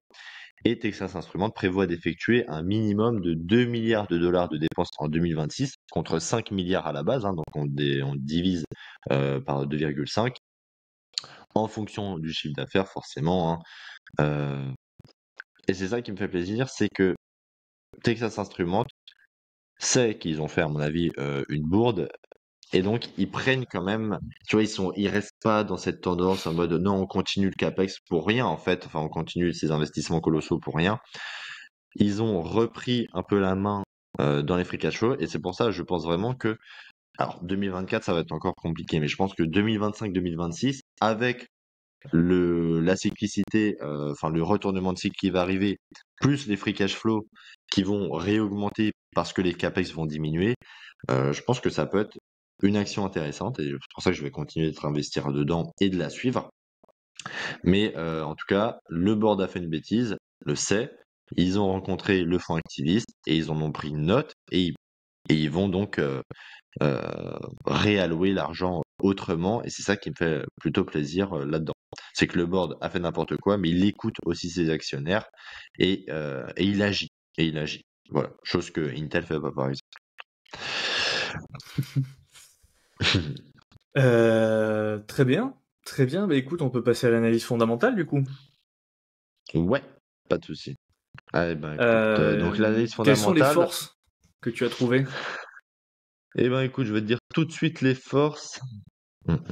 Eh ben écoute, pour moi, déjà, il y a trois principales forces. Déjà, ça va être la verticalité. Parce que Texas Instruments s'occupe, donc on l'a dit, de la conception, de la fabrication, de l'assemblage jusqu'à la vente de ses propres semi-conducteurs. Et ben pour moi, le fait de contrôler la chaîne d'approvisionnement, la fameuse supply chain, et ben ça va lui permettre d'investir en R&D et donc recherche et développement et de produire, on va dire de plus en plus efficacement ces puces là où en fait elles vont être le plus demandées. Donc pour moi les forces, je vais te les dire. Il y en a trois principales et pour moi déjà la première ça va être la verticalité parce que Texas Instruments va s'occuper de toute la supply chain, hein, donc toute la chaîne d'approvisionnement. Ils vont s'occuper de la conception, de la fabrication, de l'assemblage et même de la vente de ses propres semi-conducteurs comme on l'a dit juste avant. Et pour moi, bah, le fait de contrôler tout ça, eh ben, ça va lui permettre d'investir plus en R&D. Bon, là, on l'a vu pour l'instant avec ses CAPEX, hein, mais donc R&D, recherche et développement, et de produire ces puces de façon plus efficiente. Là où plus la demande augmente d'un côté, plus Texas Instruments va le voir en amont, vu qu'ils ont toute la chaîne d'approvisionnement, et plus ils vont pouvoir investir et créer. Voilà, c'est mieux. Il y a une meilleure visibilité sur le long terme si on contrôle toute la chaîne d'approvisionnement pour moi. Ensuite, la deuxième force, ça va être la bonne diversification. Pourquoi? Parce que c'est rare. C'est même très rare dans les semi-conducteurs, mais il y a 6 marchés finaux. Alors, oui, il y a une prédominance dans le secteur industriel et automobile, hein, qui représente à eux deux 74% du chiffre d'affaires, mais on est quand même vraiment bien diversifié, qu'elle soit même dans le catalogue avec plus de 80 000 produits disponibles, alors qu'on le sait, tu vois, Nvidia, il y a une vingtaine de produits, tu vois, accès IA, accès GPU, etc. Mais là, chez Texas Instruments, il y en a pour tous les goûts, hein. 80 000 produits, il y a de quoi faire. Et il y en a environ 600 qui sont rajoutés chaque année. 600 en plus, hein, donc c'est colossal. Qu'est-ce qu'on peut dire aussi? Bah, TI, tout simplement, ils sont bien diversifiés, excusez-moi, dans le nombre de clients. Plus de 100 000 clients dans le monde. Et, à très bon point, c'est que 40% de ses revenus, donc 40% de son chiffre d'affaires, ne proviennent pas de son top 100 clients. Et ça, c'est une très bonne nouvelle. C'est-à-dire que son chiffre d'affaires ne dépend pas d'une poignée de clients, contrairement à certains concurrents comme Qualcomm et Broadcom qui, eux, sont pieds et mains liés de mémoire avec Apple. Tu vois. Donc, bah, tu peux plus agir et plus être prévisible. Et c'est pas grave si tu perds un ou deux ou même une dizaine de clients, parce que tu peux vraiment bah, repivoter sur ce qui te reste. Et ensuite, bah, niveau diversification, l'entreprise elle est bien diversifiée au niveau géographique, avec des clients partout dans le monde et des sites de production en Europe, en Asie et en Amérique, contrairement à d'autres entreprises qui sont vachement axées dans un pays en particulier. Ouais. Et sinon, juste pour je te coupe vite fait, mais juste pour la dernière force, donc ça va être sa position de leader mondial, avec des parts de marché en 2023 dans les semi-conducteurs donc très importantes. Voilà, comme je vous l'ai dit juste avant, donc avec le secteur analogue et embedding processing. Quand on est leader mondial, généralement, on a de grandes chances de le rester encore pendant quelques années. Voilà, Ouais, c'est pour même moi les si, trois principales forces de Texas. tout à fait, c'est trois forces aussi que j'ai notées de mon côté. Bon, leader mondial, on a vu, ça peut être remis en question par les parts de marché qui diminuent. Euh, mais effectivement, moi j'ai noté une quatrième force, c'est que le marché sur lequel est Texas Instruments, le marché des puces analogiques, est plus résilient selon moi que le marché des puces logiques, donc GPU, CPU, parce qu'il va moins y avoir de pression d'innovation, si on peut dire, et il y a donc moins de disruption possible. Hein, forcément, les GPU, les CPU, tous les ans, il y en a des nouveaux qui sortent, il y a des nouvelles technologies, tout le monde essaye de les améliorer pour augmenter les capacités de calcul, notamment pour améliorer l'IA et les modèles d'IA, notamment avec les GPU. Mais du côté des puces analogiques, bon bah on va pas non plus se battre pour augmenter la puce qui va capter l'humidité. Tu vois, donc c'est technologique, donc ça reste soumis à l'évolution et à la disruption, mais beaucoup moins, je pense, que les puces logiques. Donc ça aussi, c'est une force selon moi. Bien. C'est clair. Bon, Ok. on a à peu près les mêmes forces pour Texas. Ouais. Est-ce que tu veux un peu parler des faiblesses? Allez. Alors premier point, c'est une entreprise qui est cyclique puisqu'elle est dans l'écosystème des semi-conducteurs. Et c'est un marché qui est cyclique, il faut le savoir si vous êtes dans les semi-conducteurs. Il y a des hauts, il y a des bas, il y a des cycles. Aujourd'hui, on est dans un creux de cycle, plutôt en 2023-2024. Alors, toutes les entreprises ne sont pas soumises à ce creux de cycle, hein. On peut penser à Nvidia qui cartonne. Mais si on regarde ASML, par exemple, on voit bien qu'on est sur un creux de cycle et il est prévu pour repartir en 2025-2026. Mais il faut le savoir, c'est une caractéristique du marché des semi-conducteurs. Premier point. Ensuite, on a des énormes dépenses en CAPEX. On a dit, forcément, après le plan de construction de 6 nouvelles usines. Donc c'était pas 3, pardon, c'était 6. Là, j'ai noté 6 nouvelles usines aux États-Unis qui semblent a priori être 50% au-dessus de la demande anticipée d'ici 2026. Donc on a un plan initial de dépenses qui a été complètement en décorrélation avec la demande du marché. Donc ça, c'est inquiétant. Bon alors, même s'il redresse la barre, c'est quand même inquiétant parce que ça peut poser des questions sur la compétence du management. Une croissance du chiffre d'affaires qui est modeste pour une entreprise des semi-conducteurs, avec, on l'a dit, 6,4% sur les 10 dernières années, ce qui est assez faible. Les free cash flow qui ont chuté de 75% depuis 2022, suite à l'augmentation des capex, donc c'est énorme, hein, une chute de 75% des free cash flow, c'est vraiment monstrueux.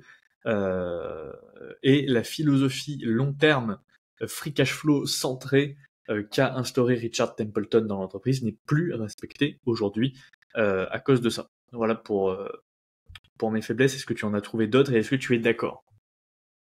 Ah bah oui, je suis d'accord avec toi. Je pense qu'ils sont un peu échappés de leur philosophie. Et je trouve ça bien dommage. Donc j'espère vraiment qu'ils vont retrouver un peu cette philosophie parce que leur objectif, comme tu l'as dit, hein, ça va être 5 milliards en capex par an entre 2023 et 2026. Donc s'ils continuent comme ça, autant vous dire qu'il n'y a plus de dividendes, il n'y a plus de capex et il n'y a plus de free cash flow. Donc j'espère qu'ils vont reprendre un peu du plomb dans l'aile et qu'ils vont un peu outrepasser ça. Ouais, non, je suis plutôt d'accord avec toi. Après, en faiblesse, j'ai envie de dire qu'elle est pas forcément dans le momentum, tu vois, parce que pour moi, Texas Instruments reste quand même boudé par le marché. D'ailleurs, ça se ressent même au niveau de nos vues dans les vidéos, car elle ne produit pas les fameuses puces GPU d'NVIDIA qui servent l'IA générative, etc. Voilà, comme on l'a dit, un TI, ça va plutôt produire des brosses à dents électriques, des thermostats connectés, etc. Donc des trucs pas très stylés. Donc ça peut se ressentir, c'est pour ça que moi honnêtement je pense qu'elle est quand même boudée. Vraiment, elle est boudée par le marché parce Moi, je suis qu'elle pas est. d'accord avec toi. Moi je pense que justement Texas Instruments, oui, elle est chère en ce moment. Elle est chère tout simplement parce que elle a des capex qui ont fondu. Mais tu vois, c'est une entreprise des semi-conducteurs dont personne ne parle, donc personne ça n'intéresse. Et pourtant, on investit dans des entreprises bien pires, tu vois. Les gens, ils préfèrent investir dans BNP Paribas, alors que niveau chiffres, ils sont catastrophiques. Contrairement à Texas Instruments, qui a quand même des chiffres, enfin, des retours pour les actionnaires, vraiment dans le haut du panier, tu vois. Moi, je pense que elle peut être boudée par les actionnaires. Euh, je suis pas forcément. Elle est pas dans le momentum, ça c'est sûr, mais je suis pas sûr qu'elle soit boudée non plus parce que elle bénéficie juste du fait d'être dans l'écosystème, enfin dans le marché des semi-conducteurs à mon avis, et ça se ressent sur sa valorisation. Elle est extrêmement chère aujourd'hui pour voir ses niveaux de revenus et de free cash flow. Elle a un PE de 36, c'est monstrueux et c'est 2 fois supérieur à sa moyenne historique. Donc c'est vraiment très très élevé. Donc ça pour moi c'est pas forcément les chiffres d'une entreprise qui qui est boudée par le marché. Mais même non, un PE de 37 aujourd'hui, elle s'échange à Ouais, 214 $ à l'heure où on enregistre ce podcast.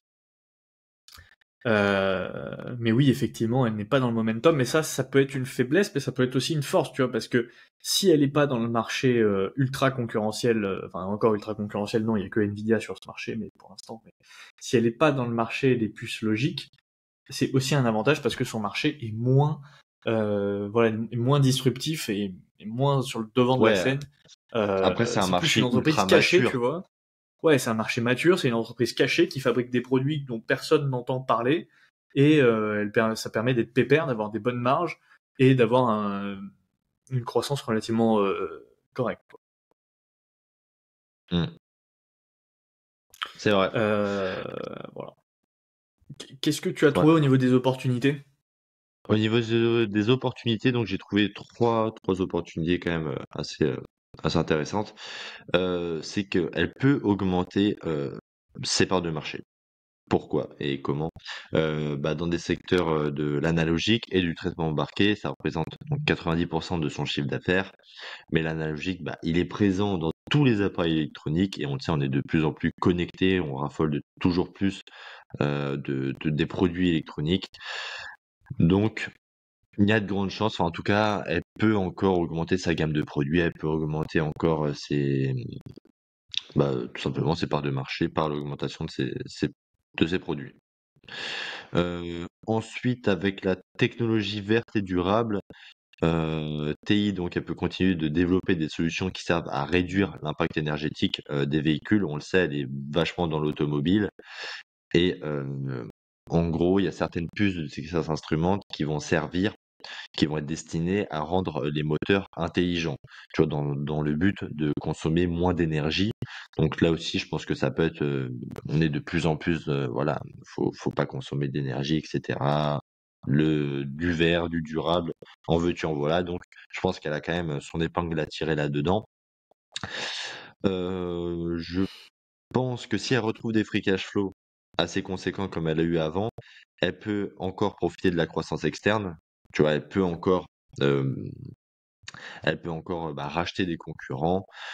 Donc voilà, de la fusion-acquisition, du M&A pour les Américains.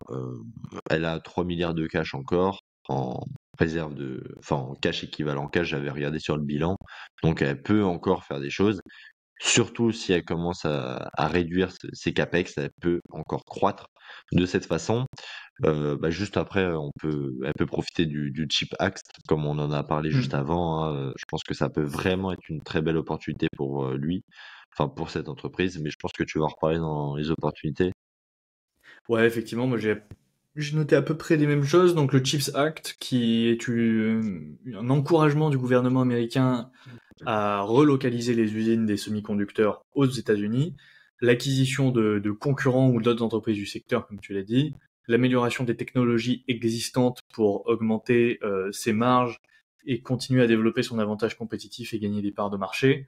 Et également, il y a des tendances séculaires sur le marché de Texas Instruments, donc avec le développement notamment de l'IoT, donc Internet of Things, donc tout ce qui va être objet connecté, euh, tout ce qui va être domotique, objet intelligent. Moi, je te donne un exemple, j'ai acheté une cafetière connectée.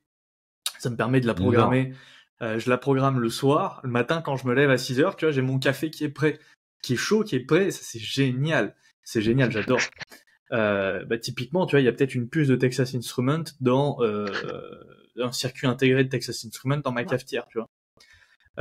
Donc voilà, le développement du marché IoT, le développement du marché des véhicules autonomes, des voitures électriques, des voitures hybrides, il y a de plus en plus de puces dans les voitures dans tous les sens, des capteurs de partout, et également le développement de l'automatisation des chaînes de production au niveau industriel. Voilà, tout ça, ce sont des tendances séculaires qui ne sont pas prêtes de s'arrêter et qui vont bénéficier normalement grandement à Texas Instruments. Je suis d'accord avec toi pour ce coup. Tu veux parler vite fait des menaces? Alors, au niveau des menaces, premier point pour moi, on a la cyclicité du marché des semi-conducteurs qui peut, comme on l'a vu, conduire Texas Instruments à ou sous-estimer la demande. En l'occurrence ici, ça a été une surestimation de la demande, potentiellement, en tout cas le management a l'air d'être d'accord avec le fait qu'ils se soient trompés et qu'ils aient surestimé la demande, mais on peut aussi avoir des acteurs qui sous-estiment la demande, pourquoi pas, ça peut arriver, et qui du coup se retrouvent à perdre des parts de marché puisqu'ils ne produisent pas suffisamment, et donc ces clients vont potentiellement se tourner vers des concurrents, même s'ils doivent payer plus cher parce qu'ils n'ont pas le choix. On pourrait également avoir une récession qui pourrait impacter les industries et les clients de Texas Instruments. On sait que le secteur industriel, automobile sont des secteurs qui sont fortement impactés par les récessions économiques. Donc si récession il devait y avoir, il y aurait potentiellement beaucoup moins de demandes pour les produits de Texas Instruments. On a des risques géopolitiques avec une certaine dépendance à la Chine et potentiellement des perturbations de la chaîne d'approvisionnement. Alors ici, c'est pas forcément au niveau des usines et de la fabrication des puces, comme on peut avoir un risque par exemple sur TSMC, c'est plutôt au niveau des matières premières. On sait qu'il faut des terres rares pour fabriquer des semi-conducteurs. Le plus gros exportateur de terres rares, c'est la Chine. Donc forcément, ça crée des risques au niveau de la chaîne d'approvisionnement. Et on pourrait également avoir des pertes de parts de marché durables face à ses concurrents. C'est déjà le cas aujourd'hui, on voit qu'il y a des légères baisses de parts de marché. Il va falloir vérifier, est-ce que c'est une tendance qui est là pour durer? Est-ce qu'elle va continuer à perdre des parts de marché, notamment face à Analog Device, ou est-ce qu'elle va se ressaisir et retrouver son vent, retrouver du vent, du plomb dans l'aile, on va dire, et regagner ses niveaux de parts de marché et repasser leader incontesté sur ce marché, ça reste à voir. Est-ce que Des beaux est-ce que axes, tu peux nous dire ouais. sur les Des menaces? beaux axes à regarder pour l'avenir. Moi, en menace, écoute, j'ai mis comme quoi c'est un secteur compétitif, même très compétitif, hein. L'industrie des semi-conducteurs est extrêmement concurrentielle, il faut le savoir. Il y a des acteurs majeurs, hein, Intel, AMD, Qualcomm. Voilà. Plus la concurrence est élevée, plus la pression sur les prix augmente et ça peut rogner les marges de l'entreprise. Donc voilà, si une entreprise perd, et moi c'est ça plutôt que je vais regarder, si une entreprise perd des marges, là il va falloir faire attention parce que ça veut dire que la concurrence l'attaque de plein fouet. Ensuite, j'ai mis comme quoi il y a des tensions géopolitiques et commerciales, hein. Par exemple, la Chine réorganise toute son industrie nationale des semi-conducteurs par des changements politiques, notamment en taxant les puces de l'étranger avec des frais de douane qui sont colossaux, hein, des augmentations à 50%, etc. J'avais regardé, c'est impressionnant. En proposant même des crédits d'impôt aux sociétés chinoises, hein, des crédits d'impôt, c'est-à-dire que c'est l'État qui se porte garant de l'entreprise qui est entre guillemets déjà nationalisée, hein, vu que c'est un pays communiste. Donc, faut s'en méfier. Et vu que 19% du chiffre d'affaires de Texas Instruments est généré en Chine, il faut faire attention, notamment à la concurrence déloyale. On le sait, les Chinois sont quand même assez forts là-dessus, vu que toutes les entreprises sont nationalisées quasiment là-bas. Voilà, ça peut être un peu compliqué pour les entreprises externes et particulièrement américaines. Et sinon, Tout à ouais, je fait. pense que t'as à peu près tout dit, hein, sur la supply chain, etc. Donc, il faut faire attention à tout ça. Ok. Est-ce Tu que veux tu peux qu'on nous passe aux dire sur avantages? ouais, sur l'avantage compétitif? Alors, les avantages compétitifs, moi j'en ai compté trois. J'en ai compté 3? trois. Ah, moi Ouais, j'en ai compté trois. 2. Trois. Moi, je pense qu'on a deux mêmes, mais on va voir ça. Pour moi, déjà, il y a les barrières à l'entrée. Barrière à l'entrée, un TI, c'est le spécialiste incontesté encore, hein, faut le dire, des semi-conducteurs servant à l'analogique et au traitement intégré. Et forcément, pour un nouvel entrant ou un acteur déjà en place, c'est quand même très compliqué de venir concurrencer le portefeuille de TI. On l'a dit juste avant, hein, 80 000 produits. Sa position dominante sur ce marché. Pour ça, il faudra des investissements colossaux et des meilleures technologies, forcément. Euh, Ensuite, deuxième avantage compétitif, donc c'est les actifs intangibles. Tu l'as dit juste avant, hein, au début de l'émission. Texas Instruments dépose de nombreux brevets, des secrets commerciaux qui sont bien gardés, et notamment son avantage de fabrication le plus connu avec sa puce 300 mm, donc qui va être 40% moins cher à produire que les puces 200 mm qui sont utilisées par la plupart de ses concurrents. Donc pour moi, c'est vraiment l'actif intangible, le secret commercial de Texas Instruments. qui en fait sa force, hein, vraiment une très belle force. Et ça se ressent notamment dans ses marges qui sont très très élevées. Et le dernier avantage concurrentiel, ça va être tout simplement le coût de changement. Pour moi, il y a quand même un peu de switching cost. Pourquoi? Parce que les secteurs de l'automobile et de l'industrie, ça représente 3/4 du chiffre d'affaires, on l'a dit. Eh ben, ils auront tendance à rester fidèles à Texas. Pourquoi? Parce qu'il y a peu de chances qu'ils choisissent une puce analogique ou un MCU concurrente. Pourquoi? Tout simplement parce que ça va leur servir d'économiser quelques centimes sur le coût d'un équipement qui valent, par exemple, une voiture, ça vaut des dizaines de milliers d'euros à la fin. Une puce de Texas Instruments, c'est pas non plus des puces à la Nvidia, etc., qui vont coûter très cher. C'est des puces essentielles, mais des puces bon marché, entre guillemets, tu vois. Donc, à quoi ça va leur servir d'économiser quelques euros sur un produit en final qui en vaut des dizaines de milliers? Et forcément, le fait de changer de puce, ça va entraîner des coûts qui peuvent être élevés, hein. Il va falloir reconceptualiser toute la chaîne d'approvisionnement. Il va falloir retester les produits, retester les puces. Les ingénieurs, ils vont devoir se reformer sur les nouveaux processeurs. Et forcément, si la nouvelle puce ne fonctionne pas, ça coûtera beaucoup plus cher à l'entreprise en termes de prix ou réputation. Le fait de rappeler ces véhicules dans les usines, on l'a vu, un PSA a rappelé, je crois, quasiment 30 000 Dodge Ram cette année du fait de problèmes. Donc, je pense que ça peut être un frein de changer de puce. Tout ça pour économiser quelques euros et ensuite se faire défoncer au niveau réputation et en termes de chaîne d'approvisionnement, comme quoi il faut tout retransformer. Voilà pour mes 3 avantages compétitifs sur Ok. Texas Instruments.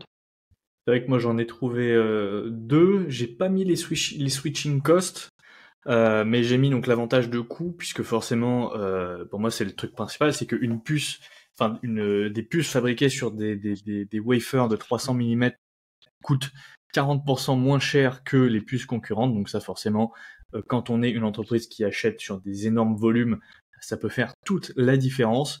Donc c'est un avantage compétitif énorme.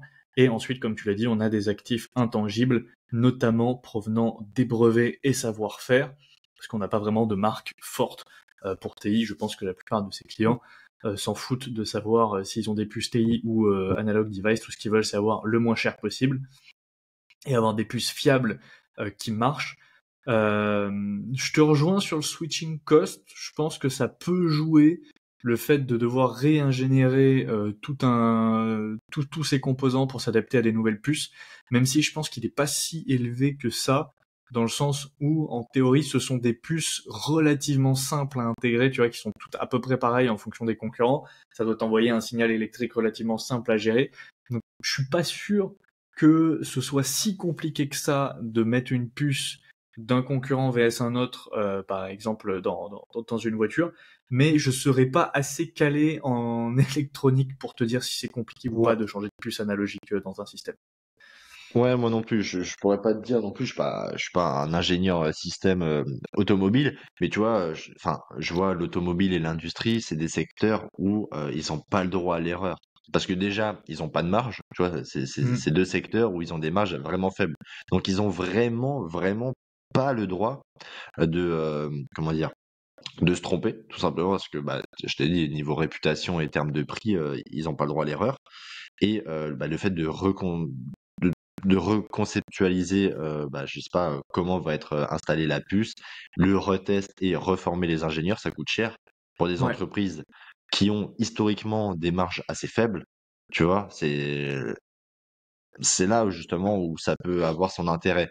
Moi, je pense que vraiment le coût de changement existe parce que tout simplement, le produit, il fonctionne très bien comme ça, ils vont pas aller voir ailleurs. Tu vois, ils vont essayer je pense qu'ils vont plutôt essayer de tordre leurs concurrents, je sais pas, dans tout ce qui est carrosserie, etc., l'achat du métal pour faire l'assemblage. Mais un truc qui vaut des dizaines d'euros par équipement, parce que c'est rien quasiment, hein. Justement, je pense que le risque en vaut peut-être pas la chandelle, tu vois. pour des C'est entreprises comme possible. ça, tellement, C'est tellement possible. dépendantes de, de leurs marges qui sont pas faibles, enfin qui sont ultra faibles plutôt. Bah Voilà. d'ailleurs, si parmi vous, il y a des gens qui sont calés en électronique ou qui sont ingénieurs ou des choses comme ça, n'hésitez pas à nous dire en commentaire, est-ce que selon vous, ça serait facile ou pas de changer une puce analogique dans une chaîne de production? Voilà, ça serait toujours intéressant à savoir. Je suis bien Donc d'accord. écoute, on en a fini pour l'analyse fondamentale. Je vois Déjà, que on est à presque 2 heures, je crois, oh, ils ont le temps. On a le de temps. deep Mais dive. en tout cas, c'est intéressant à savoir que c'est une entreprise de qualité avec des avantages compétitifs qui sont quand même assez forts. Tu vois, elle Oui. a quand même, elle a de la matière, elle peut quand même aller loin, cette petite action. Même Mais si il oui, suffit qu'un concurrent trouve une technologie moins chère et l'avantage de compétitif de Texas Instruments est fini. bien sûr. Mais bon, ça fait un petit moment qu'elle est en place. Mais c'est vrai, hein, si une entreprise vient disrupter complètement la puce 300 mm, ils sont dans C'est l'embarras. ciao. Ouais. Est-ce que tu veux qu'on parle un peu du prix et est-ce que tu peux nous dire un peu ce que tu penses du prix, Jean? Bah écoute, très objectivement, elle est chère. Très objectivement, ne l'achetez pas maintenant, tu vois, un PER de 40, parce que moi j'ai noté PER de 40, je prends le PER de zone bourse. Heu, PER de 40, il est quand même assez haut. La moyenne sur 5 ans, elle est de 23, donc on est quand même au double, hein, quasiment. Le PEG, Ok, donc le donc petite parenthèse, zone bourse, ils doivent sûrement prendre le PER avec l'année fiscale précédente oui, oui, oui, versus ils prennent, le TTWR, enfin pas le TTWR versus le TTM, comme personnellement je prends sur l'app. C'est pour ça qu'il y a une ouais, ouais, différence. je pense ils prennent le 2023, eux, à mon avis. Donc mais de toute façon, l'un dans l'autre, on est C'est dans grosso dans la modo les moyenne, hein. mêmes échelles. Hein. Ouais. Grosso modo, on est très cher, hein, sur Texas Instruments en ce moment. Le PEG, donc le Price Earning Gross, c'est ça, un Price Earning Gross. Ouais, Ouais. on est à 2,32, donc c'est quand même assez élevé. Il y a un prix visé de Morningstar de 146 $, prix selon Guru Focus de 146 $ également. Là, on est à 213 $ de mémoire, donc ça fait quand même assez cher, c'est vrai. Surtout que les free cash flow sont en berne. C'est surtout ça en fait. C'est si les free cash flow étaient encore là, ça pourrait se comprendre. Mais là, on est quand même assez cher, enfin des niveaux de valorisation assez élevés, alors que l'entreprise, je veux pas dire qu'elle génère plus de cash, tu vois, mais elle a quand même perdu 75% des free cash flow. C'est quand même assez important. Je pense que ça pouvait être intéressant de l'avoir, mais tu vois, quand elle était à 146 $, 150, voire 160 $ maximum, tu vois, dernier délai. Hmm. Là, tu vois, je l'achèterais pas maintenant. Je l'achèterais pas Non, maintenant. clairement. Mais par contre, tu vois, 150 $, moi je crois que je dois avoir, moi je dois l'avoir dans les 150 $ à peu près. Bon, je trouve ça raisonnable. J'aurais pas mis plus. Et 150 $, c'est un bon prix si les free cash flow reviennent. Euh, Si elle continue d'avoir des free cash flow qui baissent, enfin, qui restent du coup au niveau actuel, donc à 75% inférieur au niveau historique, là par contre, ça ferait mal. Ça ferait mal. Et ça se sentirait assez vite au niveau du cours, hein. Je pense vraiment que tu vois, Texas Instruments, l'année fin 2024 et 2025, ça va être vraiment crucial, hein. Parce que c'est là où vraiment on va voir qu'est-ce qu'elle va faire de ses free cash flow et comment elle va réallouer ça. Donc tu vois, 2024, 2025, 2026, c'est vraiment, je pense, il y a encore 2 ans et demi où ils n'ont pas le droit à l'erreur. Et à mon avis, les 10 prochaines années vont sûrement se jouer sur ces 2,5 années Ouais, prochaines. tout à fait.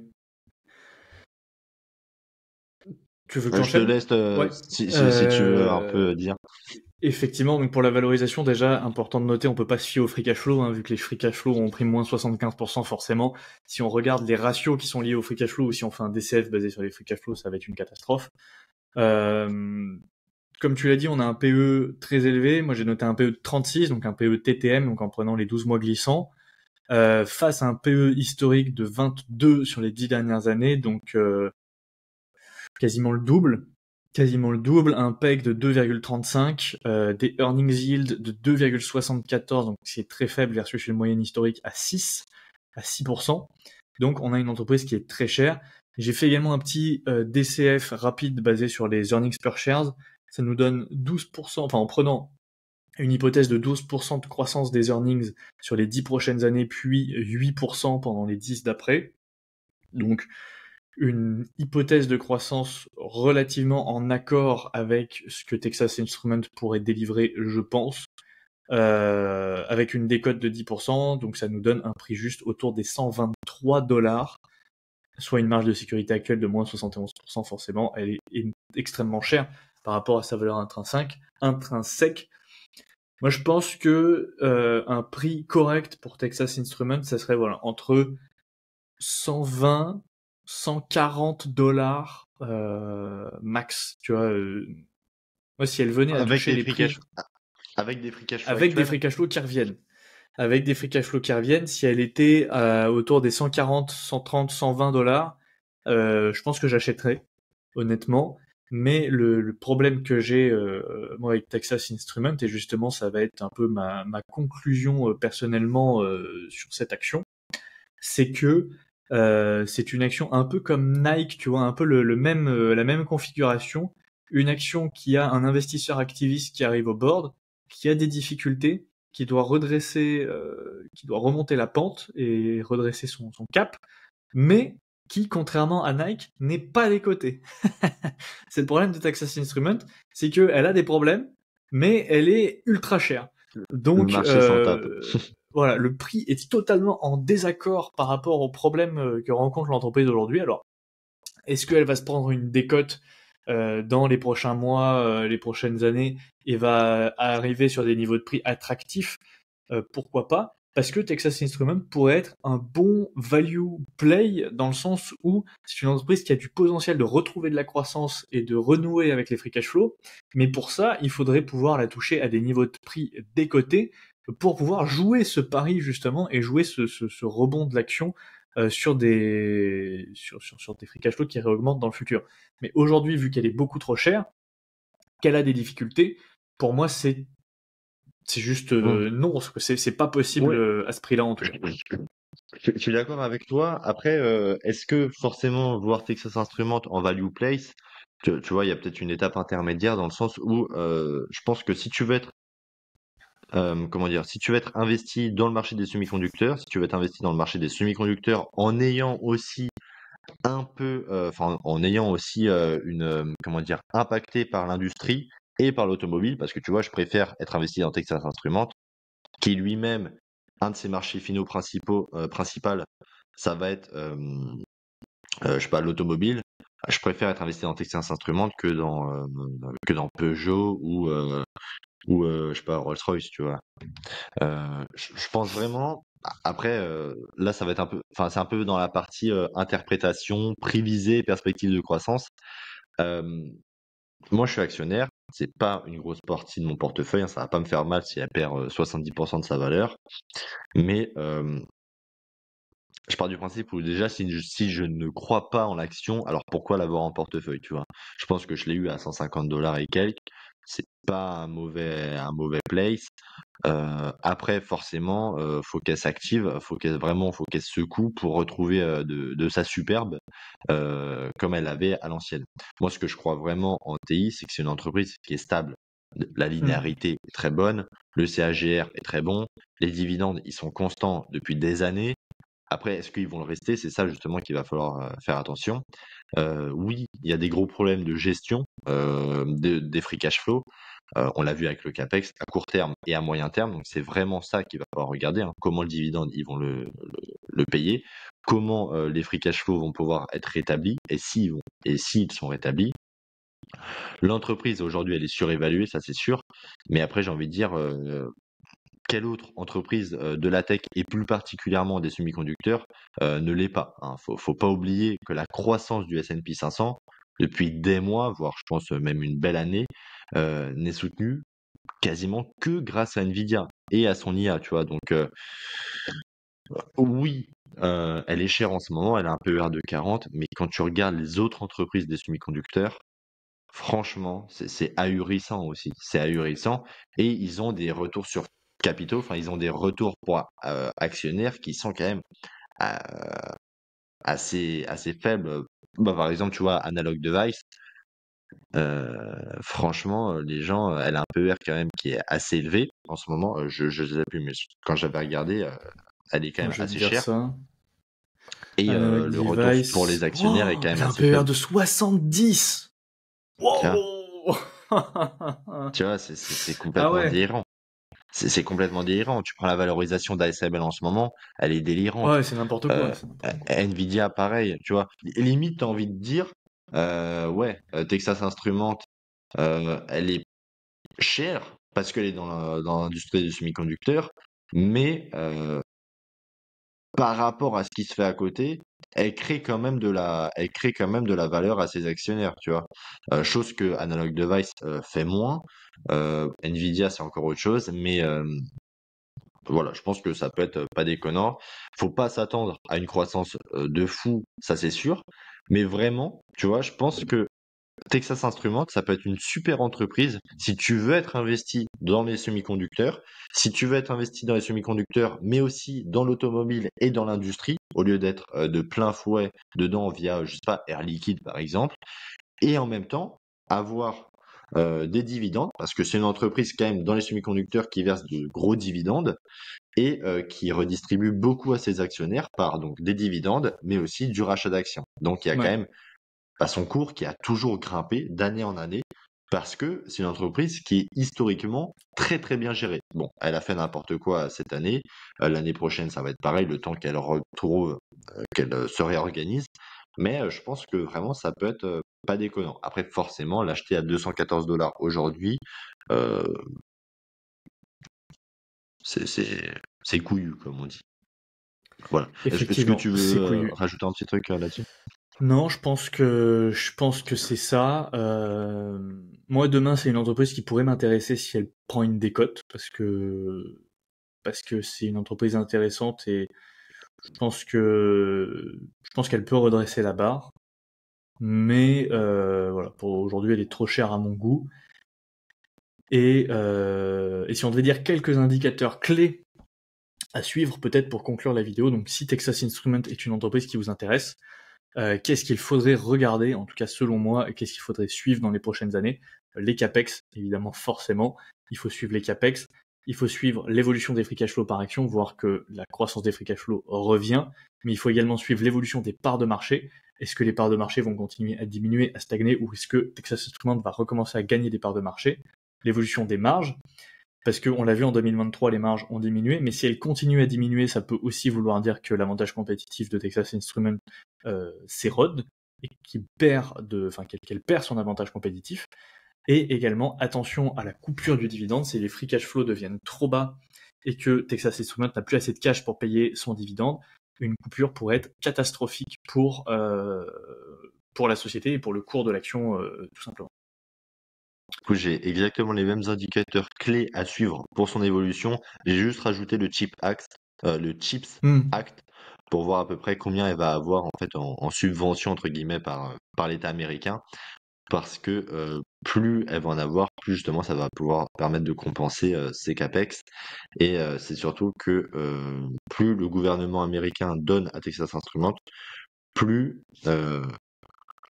comment dire, plus, à mon avis, sur le long terme, elle va gagner de l'argent dans le sens où elle va se reconcentrer sur son marché américain et, euh, et un peu délaisser la Chine. Enfin, en tout cas, regarder le CHIPS Act, qu'est-ce qui va en ressortir et continuer de suivre un peu l'actualité, notamment avec Elliott Management, qui est quand même, je pense, un bon indicateur. Tu vois, Hmm. franchement, dans la lettre, pour moi, ils n'ont pas dit de conneries. Non. Effectivement, Euh, ok. Ben, je pense Bah écoute, qu'on a fait un bon tour sur on a Texas fait un Instruments. bon tour de Texas Instruments. Un bon gros tour. Je Bah te laisse dites-nous, conclure si tu ouais, veux. vas-y, dites-nous en commentaire ce que vous pensez de la société. Est-ce que vous comptez prendre position dessus ou pas? Est-ce que vous avez des positions dessus ou pas? Et à quel prix est-ce qu'elle pourrait vous intéresser ou pas?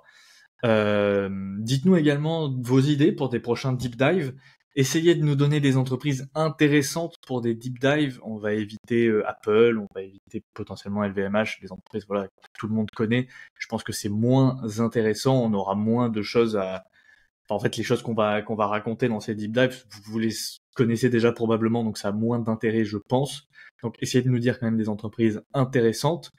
Et allez nous suivre sur nos chaînes respectives, IQ Invest, J'invest. Allez regarder les vidéos de Jean sur Texas Instruments également, ainsi que mon analyse. Et puis voilà, comme d'habitude, hein, le pouce bleu, abonnez-vous à la chaîne YouTube, suivez-nous sur les plateformes de podcast, laissez-nous 5 étoiles sur Spotify, sur Apple Podcast. Et on vous dit à la semaine prochaine. Mais À la oui, et semaine bah sur prochaine. ce, bah on vous dit à très bientôt et on se retrouve tous les lundis matins à 8h pour À le 8 heures. podcast hebdomadaire. Bah sur ce, bah ciao ciao, salut Hugo et Ciao. à bientôt les amis. Ciao.